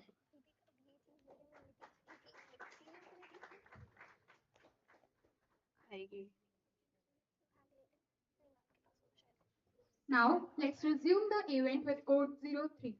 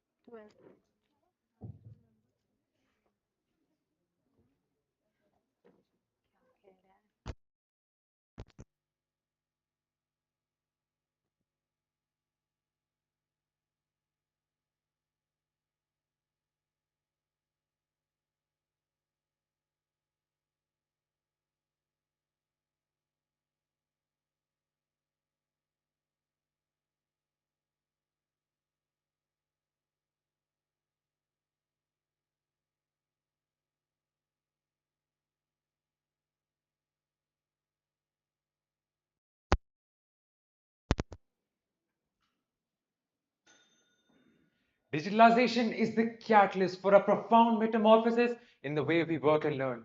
It's a symphony of innovation, adaptability, and opportunity on a virtual stage where time and place become mere echoes of the past. Good morning, ladies and gentlemen. I, Ritik Upadhyay, stand before you to support the motion that online culture of work and studies can evolve better work ethos. My friends, let me make this crystal clear. Online education is not the leading cause of obesity. As Albert Einstein wisely said, in the middle of every difficulty lies an opportunity. Online culture is actively evolving to encourage healthier lifestyles through physical education programs. I have personally witnessed this transformation and can attest to the positive changes it brings to individual well-being. Now, I would like to reiterate what this topic is not about. It's not about dismissing the ethical responsibilities that we have in this global online world. With the global reach of online culture, we are faced with an ethical responsibility to respect and critically understand the various cultural norms and values to foster empathy and inclusivity. My friends, let me make it abundantly clear that we cannot and we will not ignore the issue of plagiarism.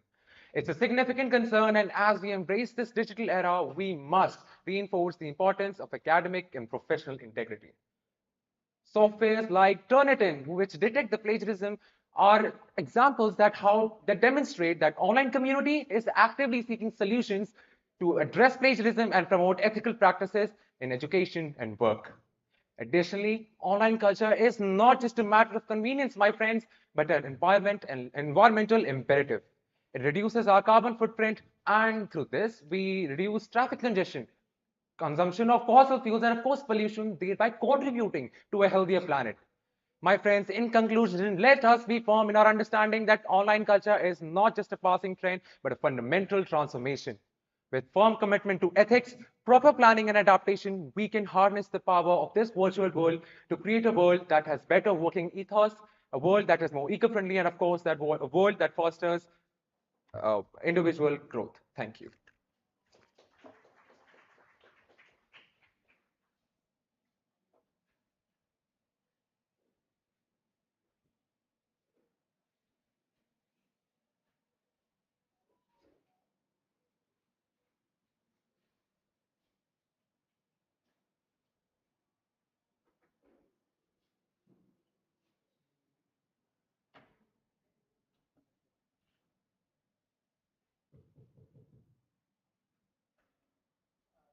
So, my question to you, am I audible? Yes, you are. So, what is your take on the concept of Alexa? Sir, could you repeat the question just once Yes, again? the concept of Alexa we all are aware of. The concept of Alexa as a AI-powered tool, which a virtual assistant, is a pretty useful device, according to me, as it not only provides us assistance with measly stuff that we do not always need to do ourselves, like searching the weather forecast or asking the weather forecast. We always don't need to open the device and then search for the weather forecast. We can simply ask her. And simply news like what happened to the match that happened yesterday between India and Sri Lanka, can simply ask her the scores. It provides us with convenience. It provides us with news and knowledge and it also obviously saves us time. So I think it's a wonderful device, and whoever invented it, sorry, I don't know the name, but it was a pretty good invention. Thank you. Thank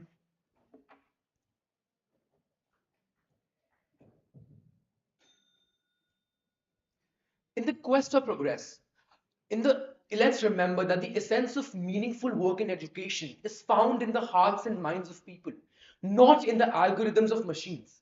Society is something that precedes the individual. Aristotle's words resonate as I, Devaditya Singh, stand before you to oppose the motion the online culture of work and studies can involve a better working ethos. The digital revolution, accelerated by the COVID-19 pandemic, has propelled us into an online culture of work and studies. However, we must not be blinded by the convenience and flexibility it promises. In this age of digitalization, we are often distanced from our colleagues and peers by screens and minds. The camaraderie and spontaneous interactions that fuel innovation and collaboration in the workplace have been replaced by endless video conferences. According to a survey by the Harvard Business Review, 82% of remote workers miss social interactions with their workers and colleagues. Moreover, the toll on mental health is undeniable. The constant connectivity and blurring of work life boundaries have led to increasing stress and anxiety. A recent study found that staggering 67% of individuals experience work related stress and anxiety just due to the erosion of these boundaries. My fellow debaters, we must question one thing: whether a better working ethos is achievable when individuals are mentally and emotionally strained by the very own system that will support them. Let us also address the issue of inequity that the online culture brings to the forefront. My opponents may contend that online culture enhances global connectivity, but I would like to challenge this very own perspective, as not all individuals have equal access to reliable internet required for online work and studies. According to the International Telecommunication Union, approximately half of the world's population lacks access to the internet. Ladies and gentlemen, it is quite evident that online culture is not a one size fits all solution. The relentless march of online culture has paradoxically eroded the foundations of meaningful work. What was considered and promised as a revolution has in many ways left us more disconnected and distracted than ever. As we navigate this digital labyrinth, let us not confuse the constant hum of online culture with the symphony of a truly enriched working ethos. We must not disregard the wisdom and learnings of the past, nor the current realities we face. We must strive for a work and study culture that enhances human values and interaction and also prioritizes well being. Thank you.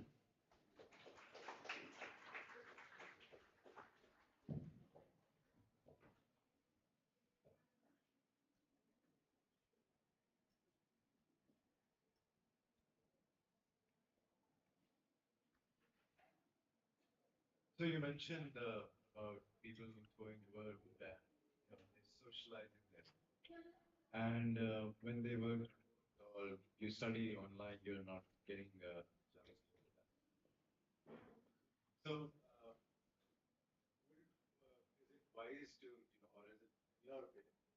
do you think it's should I seek social interactions at workplace, or I might have my own friends, or I might my own family who I can interact with, right? Is he audible?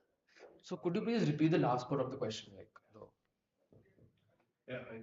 So think about it like this. Right? You say that most remote workers are feeling, maybe they lack social interaction, right? Is it necessary to seek that interaction from just your coworkers? Can you not seek it from your family or maybe with your friends, right? Sir, I think so. I kind of agree with you, but the point is that online culture has a lot of has a lot of positives. But if we see that us humans, we are social animals. We require that physical touch. And what I meant and what I think so that individuals in their workspace require that physical touch to for innovate for that collaboration at workspace, because it can lead to better work ideas. The same thing can be done online, but I think so that physical touch, especially for human beings, can give it that a little different edge and can make that small little thing also a lot better. So yeah, thank you so much, sir.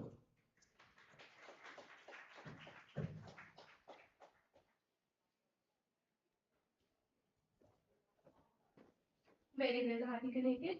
We have now come to the end of the debate competition. May I now invite Ms. Shagun Sharma to please say a few words.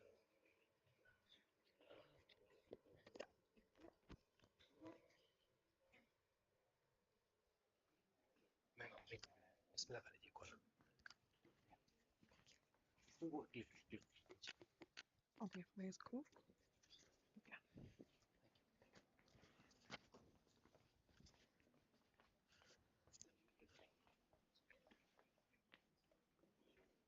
Hi, can everybody hear me? Can everybody hear me at the back? Am I audible? Can you give me a thumbs up? All two hands. I just want all two hands. Can you give me a thumbs up? I see no energy. Can you all hear me? Can you just say Josh once? Till the end, till the end.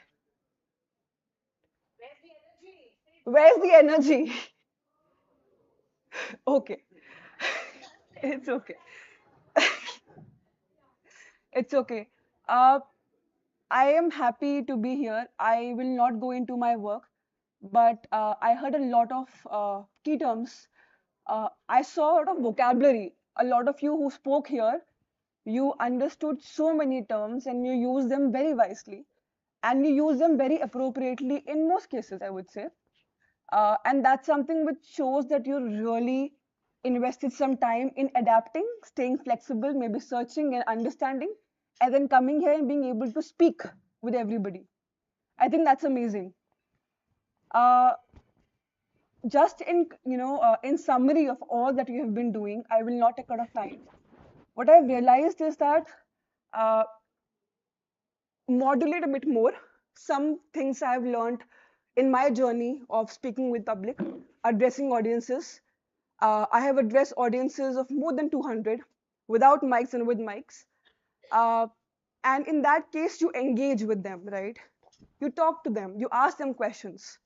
Something which was not very visible today, but something which I feel all of you can really do is something which is very important. And when you go in spaces, because I've spoken in the UN, because I've spoken in different spaces, that really helps. People listen to you, right? You can modulate. Even if you don't have a mic, you don't need a mic always, right? You can gesticulate. And that's something that really, really helps you as you grow. Even if you're talking to your family, or I have a family, I have my parents, I take care of them. I have a younger sister, I take care of her. Uh, and it's okay. All of us have. Some will have larger families, some will have smaller families, some will have, you know, different experiences on the road. I have been on road a lot. I have been on cycle, I've been on scooty, and I have license, and I keep roaming around here and there. But that's where it helps you also learn and explore and understand how you can really be an active citizen, maybe, or maybe a good human, or maybe stay sensitive and kind when you're going back and you're really talking to people, young people, your friends, your parents, anybody, or even the community you're a part of. So when you go to the field visit next time, I would advise you to listen to the voices that you hear around. Because when I go, that's what I try to do, right? You stay sensitive, you protect each other wherever you go, wherever you are. And that's how you can also help each other prioritize well being, right? I heard some of you say that quite often, which is great, right? So that's from my experience of today. If you have any questions you want to ask me, I'm happy to answer that. Yeah, any questions at all, I don't mind. Okay, I got very serious. Is there a ball I can pass around? Anybody has any question? कोई भी सवाल किसी को हो तो पूछ सकते हैं. Random questions, I absolutely love random questions. Any questions? Anybody? Yes. So the topic of the debate was online culture of work and studies can evolve better working ethos. So it was up to you. Would you go for or against the motion? Very good question. I usually blend my emotions. Like I usually keep it in a way that because and even for online culture, I think it depends upon the context, right? In which context you're talking about? Talking about your personal mobile phone and its privacy? Are you talking about an organization? Are you talking about maybe a school or maybe a college or maybe a corporate office, right? I worked across different sectors. So it really depends upon where you're talking about and which, and it talks about studies and work, right? So it's very diverse. We could have covered a lot of other spaces, right? My stand would be depending upon, what is missing and what can I add value to. So if, in my experience, I have worked with young people, children, adolescents across many states, including Bihar, including Jharkhand, including Northeast, every other spaces. And I would talk about accessibility a lot in my experience. I have friends from across different states, including Srinagar and other spaces. So I would really want to talk about, how can I make sure that they feel safe online. And when you go back online, I would want to talk about staying kind online, right? Oftentimes we engage online, but we're not caring about or being sensitive about the people online, right? That's something that we can do as young people, adolescents, children, anybody online. That's something that I would want to focus on because if you mention, remember, I mentioned about inclusive safe spaces. That's where I would want to like emphasize a lot more. Does that answer the question?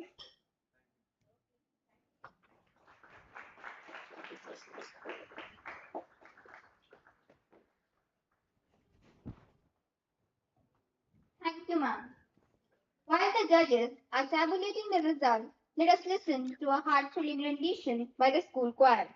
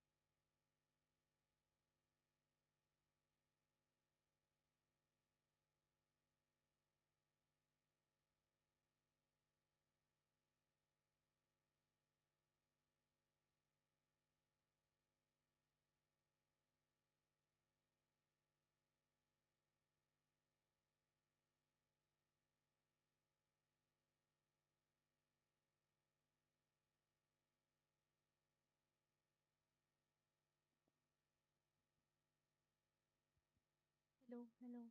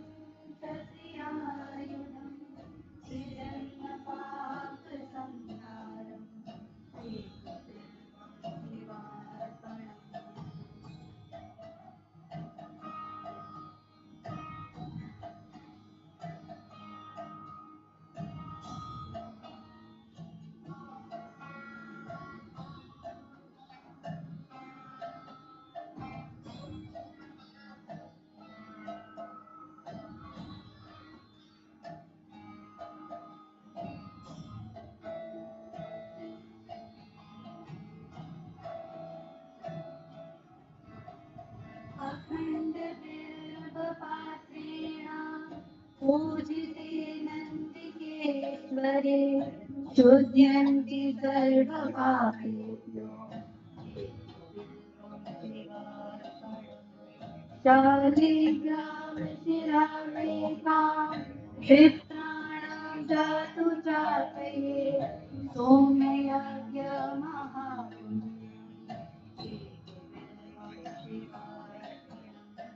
दन्तिकोटिसहस्राणि वाजपेयाशलानि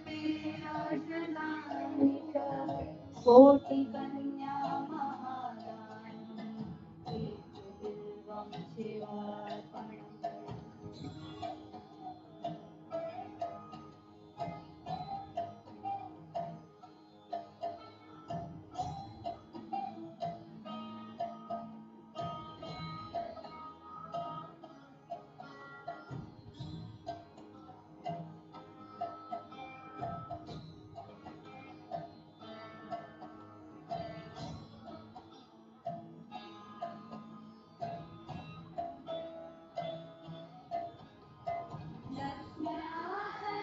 उत्पन्नं Mahadev सचाक्रियं बिल्ववृक्षं प्रयच्छामि एकबिल्वं शिवार्पणम् दस्म्यादलत उत्पन्नं महादेव सचाक्रियं बिल्ववृक्षं प्रयच्छामि एकबिल्वं शिवार्पणम् दर्शनं बिल्ववृक्षस्य स्पर्शनं पापनाशनम् अघोरपापसंहारम् एकबिल्वं शिवार्पणम् काशीक्षेत्रनिवासं च कालभैरवदर्शनम् त्रयाद्यमाधवं दृष्ट्वा एकबिल्वं शिवार्पणम् काशीक्षेत्रनिवासं च कालभैरवदर्शनम् त्रयाद्यमाधवं दृष्ट्वा एकबिल्वं शिवार्पणम्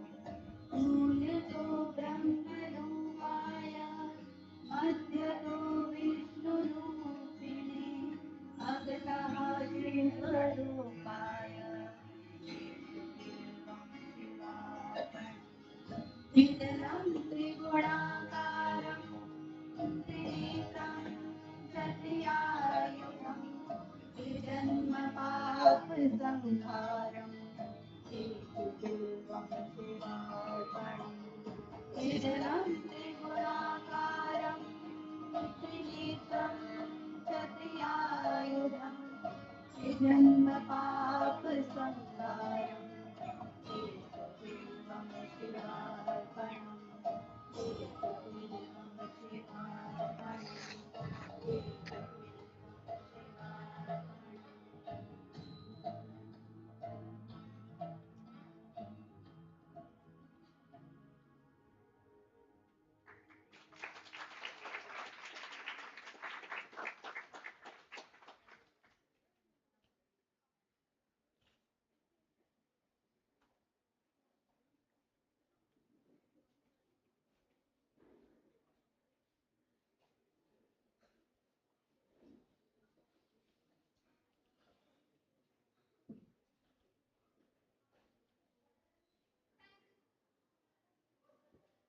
Thank you, Point. May I now invite Mr. Harsh Kumar to please say a few words.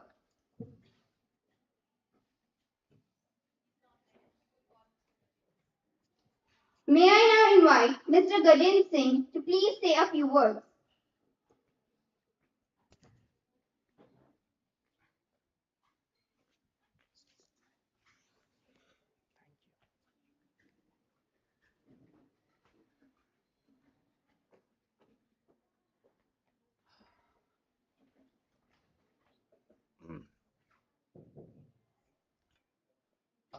Hello everyone. Uh, how should I start? Because I was talking with my companions uh, in the beginning of the day that this gives me a lot of nostalgia. Right from being the participants at my time and to now today judging an event, it gives me an immense honor. I can relate to each one of you. How does that feel?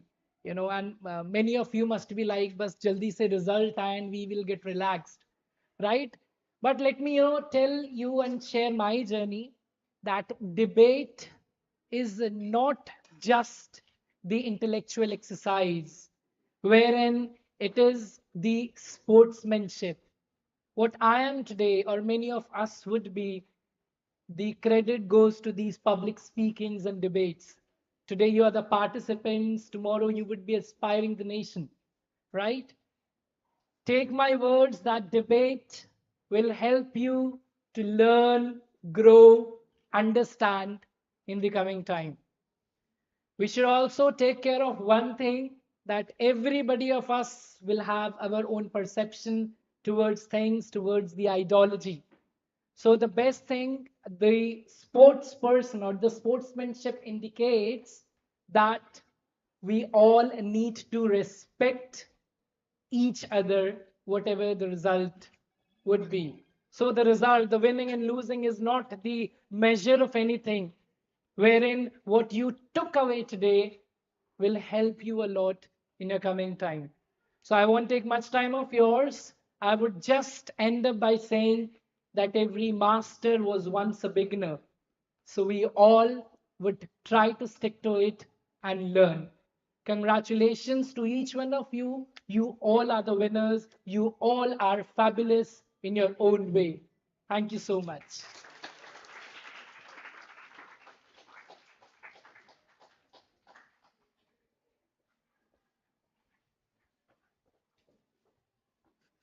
Thank you, sir. Your inner voice that whispers of wisdom and conscience within shapes the path of your thoughts and decisions, influencing the very essence of who you are. Now, ladies and gentlemen, get ready to enter the mesmerizing world of mind, where silence becomes a canvas for storytelling through movement and expression.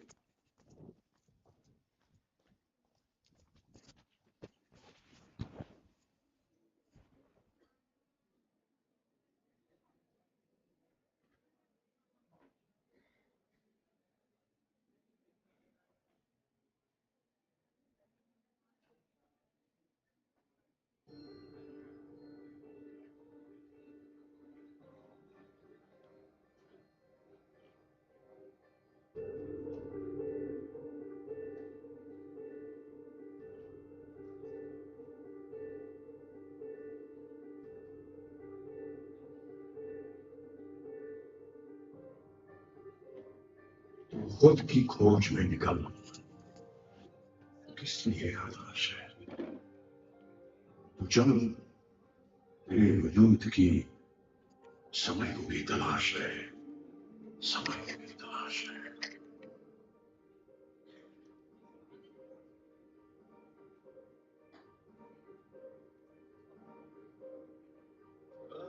जो तुझसे लिपटी बेड़ियां समझना इनको वस्त्र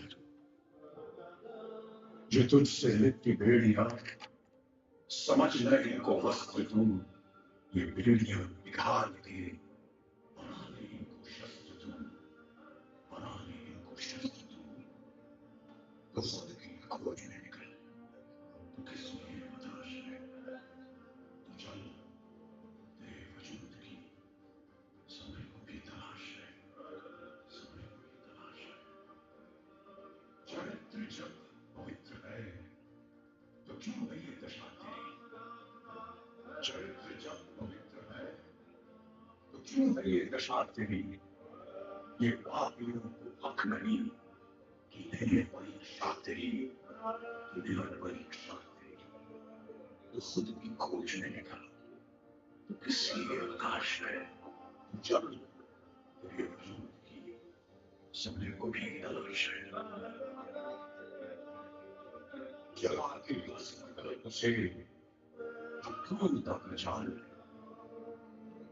जला के भस्म कर उसे जो क्रूरता का जाल है तू आरती की लौ नहीं तू क्रोध की मशाल है तू क्रोध की मशाल है तो खुद की खोज में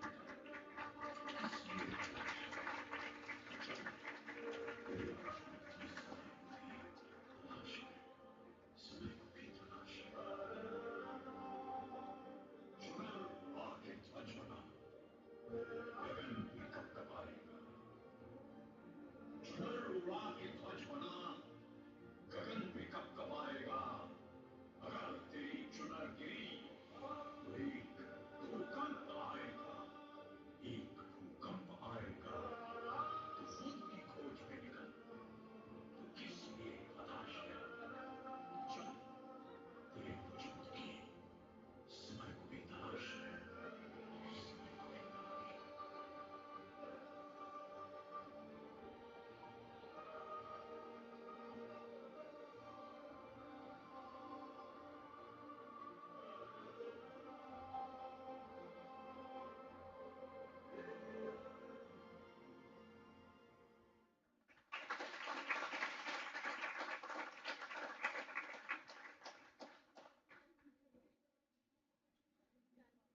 What an amazing performance.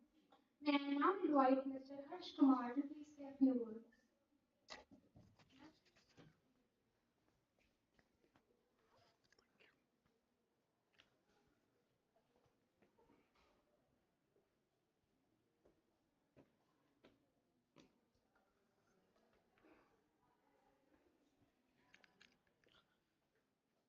Uh, I hope you all can hear me. It was a pretty good debate competition with arguments, great arguments from both sides. One thing I noticed was you were not trying to counter your opponent's arguments, right? So what you want to do is you want to, say if you're for the motion, you want to think about the points that, yeah, I think he inserted on. Yeah, so I think it's now audible more. So what I was saying was, if you think about it, it's a debate, right? You have two opposing arguments, and the idea is not to just state your point.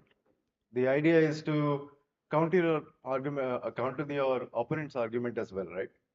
So I think some of you did that very well. You countered your opponent's arguments, but what I felt was some of you were just talking about the points that you had come up.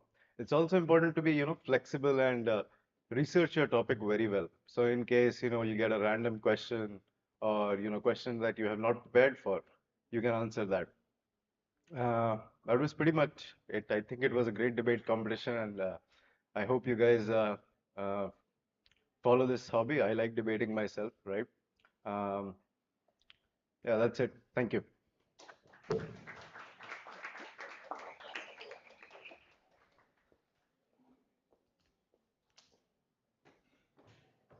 Next up are the vibrant dancers of the Sari tribe on their way to extract ice.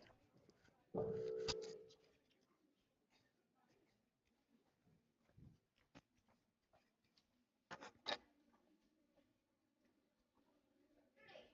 are going to perform a drama dance of West Bengal.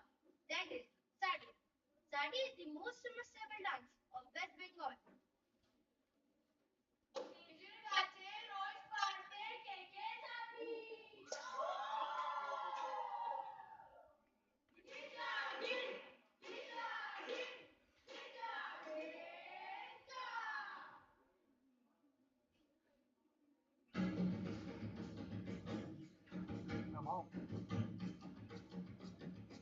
Mike.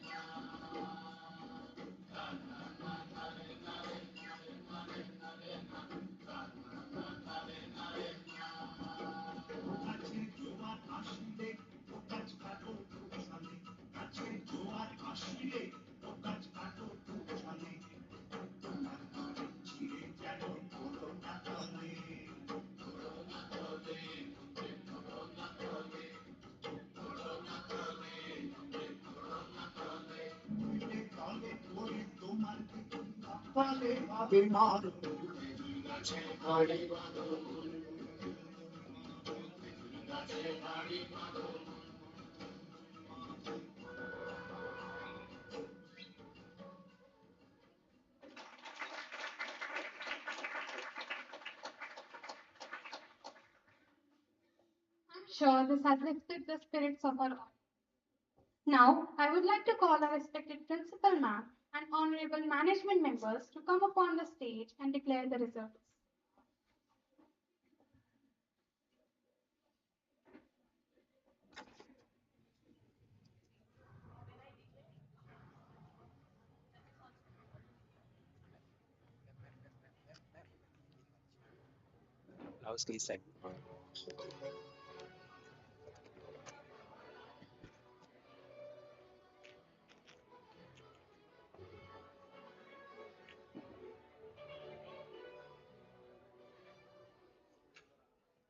With much abated breath, we had been waiting for this moment.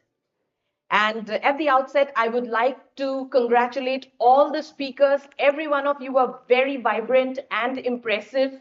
You had done your homework so well. The research was evident through the content that you had put up. Yeah, of course, when it's a competition, there is always someone who has an edge over the other for one factor or the other. And I must congratulate the teachers who had prepared you. And please convey my heartfelt gratitude to your principals for having sent you over for the prestigious memorial debate of Shri S.N. Ganju that we host every year. And secondly, I would like to thank all the three judges who had made themselves available in spite of their busy schedule. Thank you very much for having come over and honored us with your presence and your service. Now, coming on to the results. Let me first declare the results, and after that, I would like to request our Honorable General Secretary, Dr. V.K. Ganju, our Honorable Management Member, Sir Brinder Sehgal, and all the three judges, Mr. Gajendra Singh, Mr. Harsh Kumar, and Ms. Shagun Sharma, to please come up on this stage and give away the trophies to the winners. So, starting with the second runner-up, that's the third place. We call it the Excellence Award. We don't call it the third place. The Excellence Award for the motion goes to Indraprasth Global School, Noida. Please come up on the stage.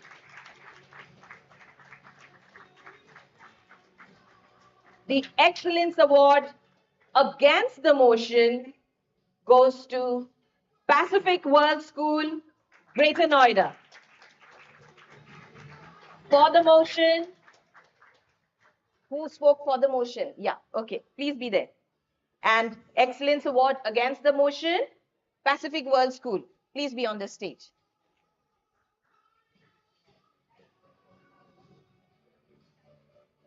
There's a tie. It's not written over here. Okay, thank you.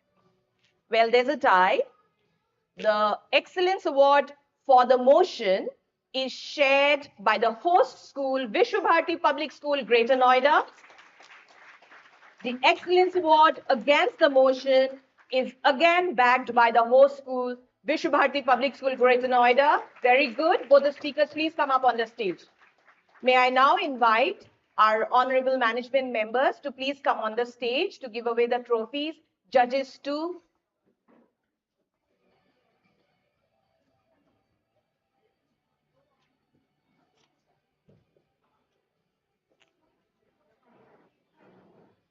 Sir आप दीजिएगा ठीक है ना नहीं आप main trophy दोगे rolling trophy आप दोगे ठीक है हाँ yes judges please yeah please go in the center yes all right so maybe Shagun could give the first yes I'm announcing you keep giving Rachna ma'am take care of the stage please आप stage पे आइए so that is true Excellence Award for the motion Indraprasth Global School Noida Excellence Award for the motion Vishwabharati Public School Greater Noida please come forward Miss Nisha please take the trophy ahead Mr. Harsh Kumar may I request you to please present the trophy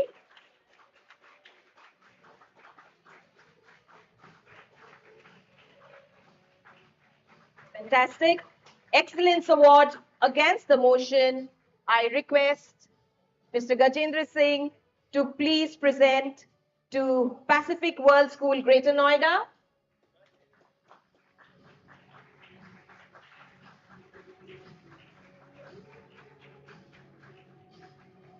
Excellence Award against the motion goes to Vishwabharati Public School, Greater Noida as well. May I request our managing member, Mr. Brinder Sehgal, to please present the trophy. Thank you, sir. Thank you. Yeah, you may go down to your places. Now, coming up is the results for the runner-up position. Runner-up for the motion goes to Code 9, Pacific World School, Greater Noida.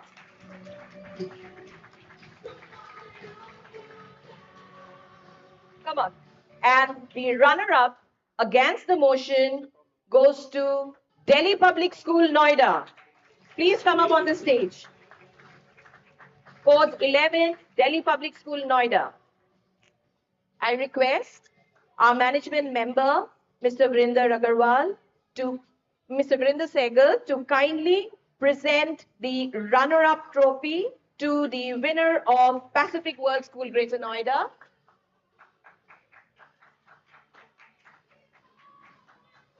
And our General Secretary, Sir, Dr. V.K. Ganju, to please give the trophy to the runner-up against the motion, Delhi Public School, Noida.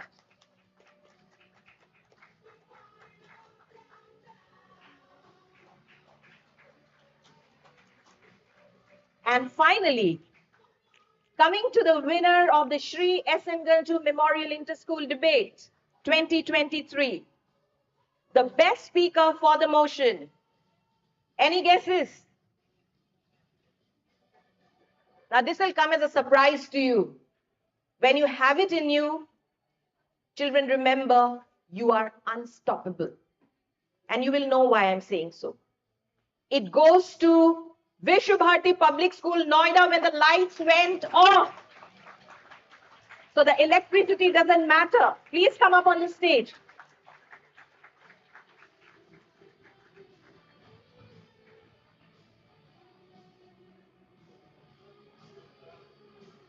So no electricity, no internet, no good teachers, my school is not great, doesn't work. If you have it in you, you take it.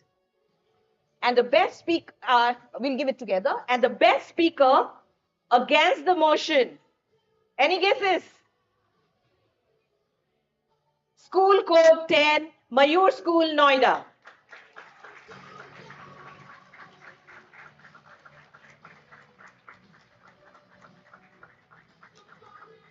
Congratulations. Please put your hands together to congratulate the best speakers. I request our Honorable General Secretary and Honorable Management Member, both Dr. V.K. Ganju and Sir Vrinder Sehgal, to please give away the trophies to the best speaker for the motion, BVPS Noida, Vishwabharati Public School Noida.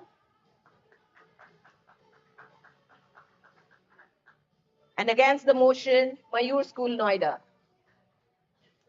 Come, please come forward.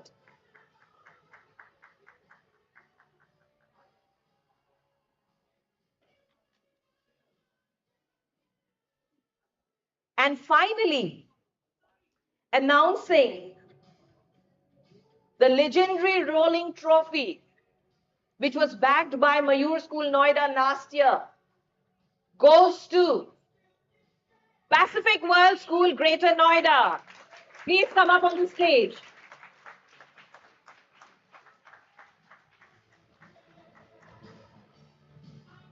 All the winners are requested to please come up on the stage. Please come up on the stage.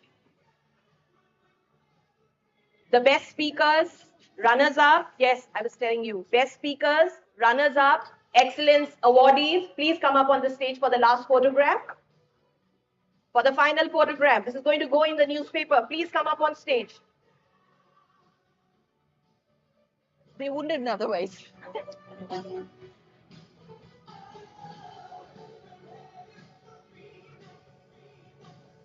Wait, don't leave the principal. I said, don't leave the principal. मेरे को छोड़ के ये लोग photo खिंचा रहे हैं.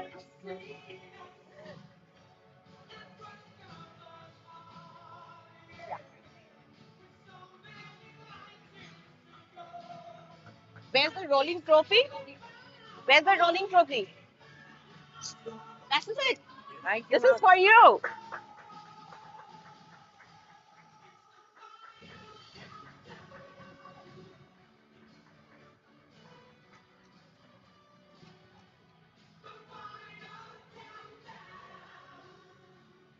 Thank you. Thank you. Thank you. Thank you very much. Thank you, sir. Thanks a lot. Yes, yes, sir. Thanks a lot. Thank you so much. Thank you. And we are really honored to have you. And you are really potential in making this debate a success. Inko? So congratulations, everybody. It was wonderful having you over. And you were my personal favorites too. But I couldn't, being the Princey, I had to sit there. You were very powerful, I must tell you. But I cannot go in the way of the judges, isn't it? Yes. So, good. Hoping to see your schools again in the next debate. You are a very good speaker. Very good.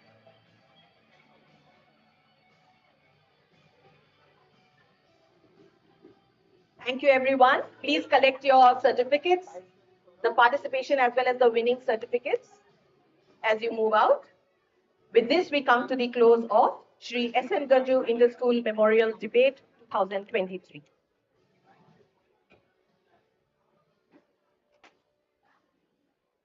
Good. Very good. Now give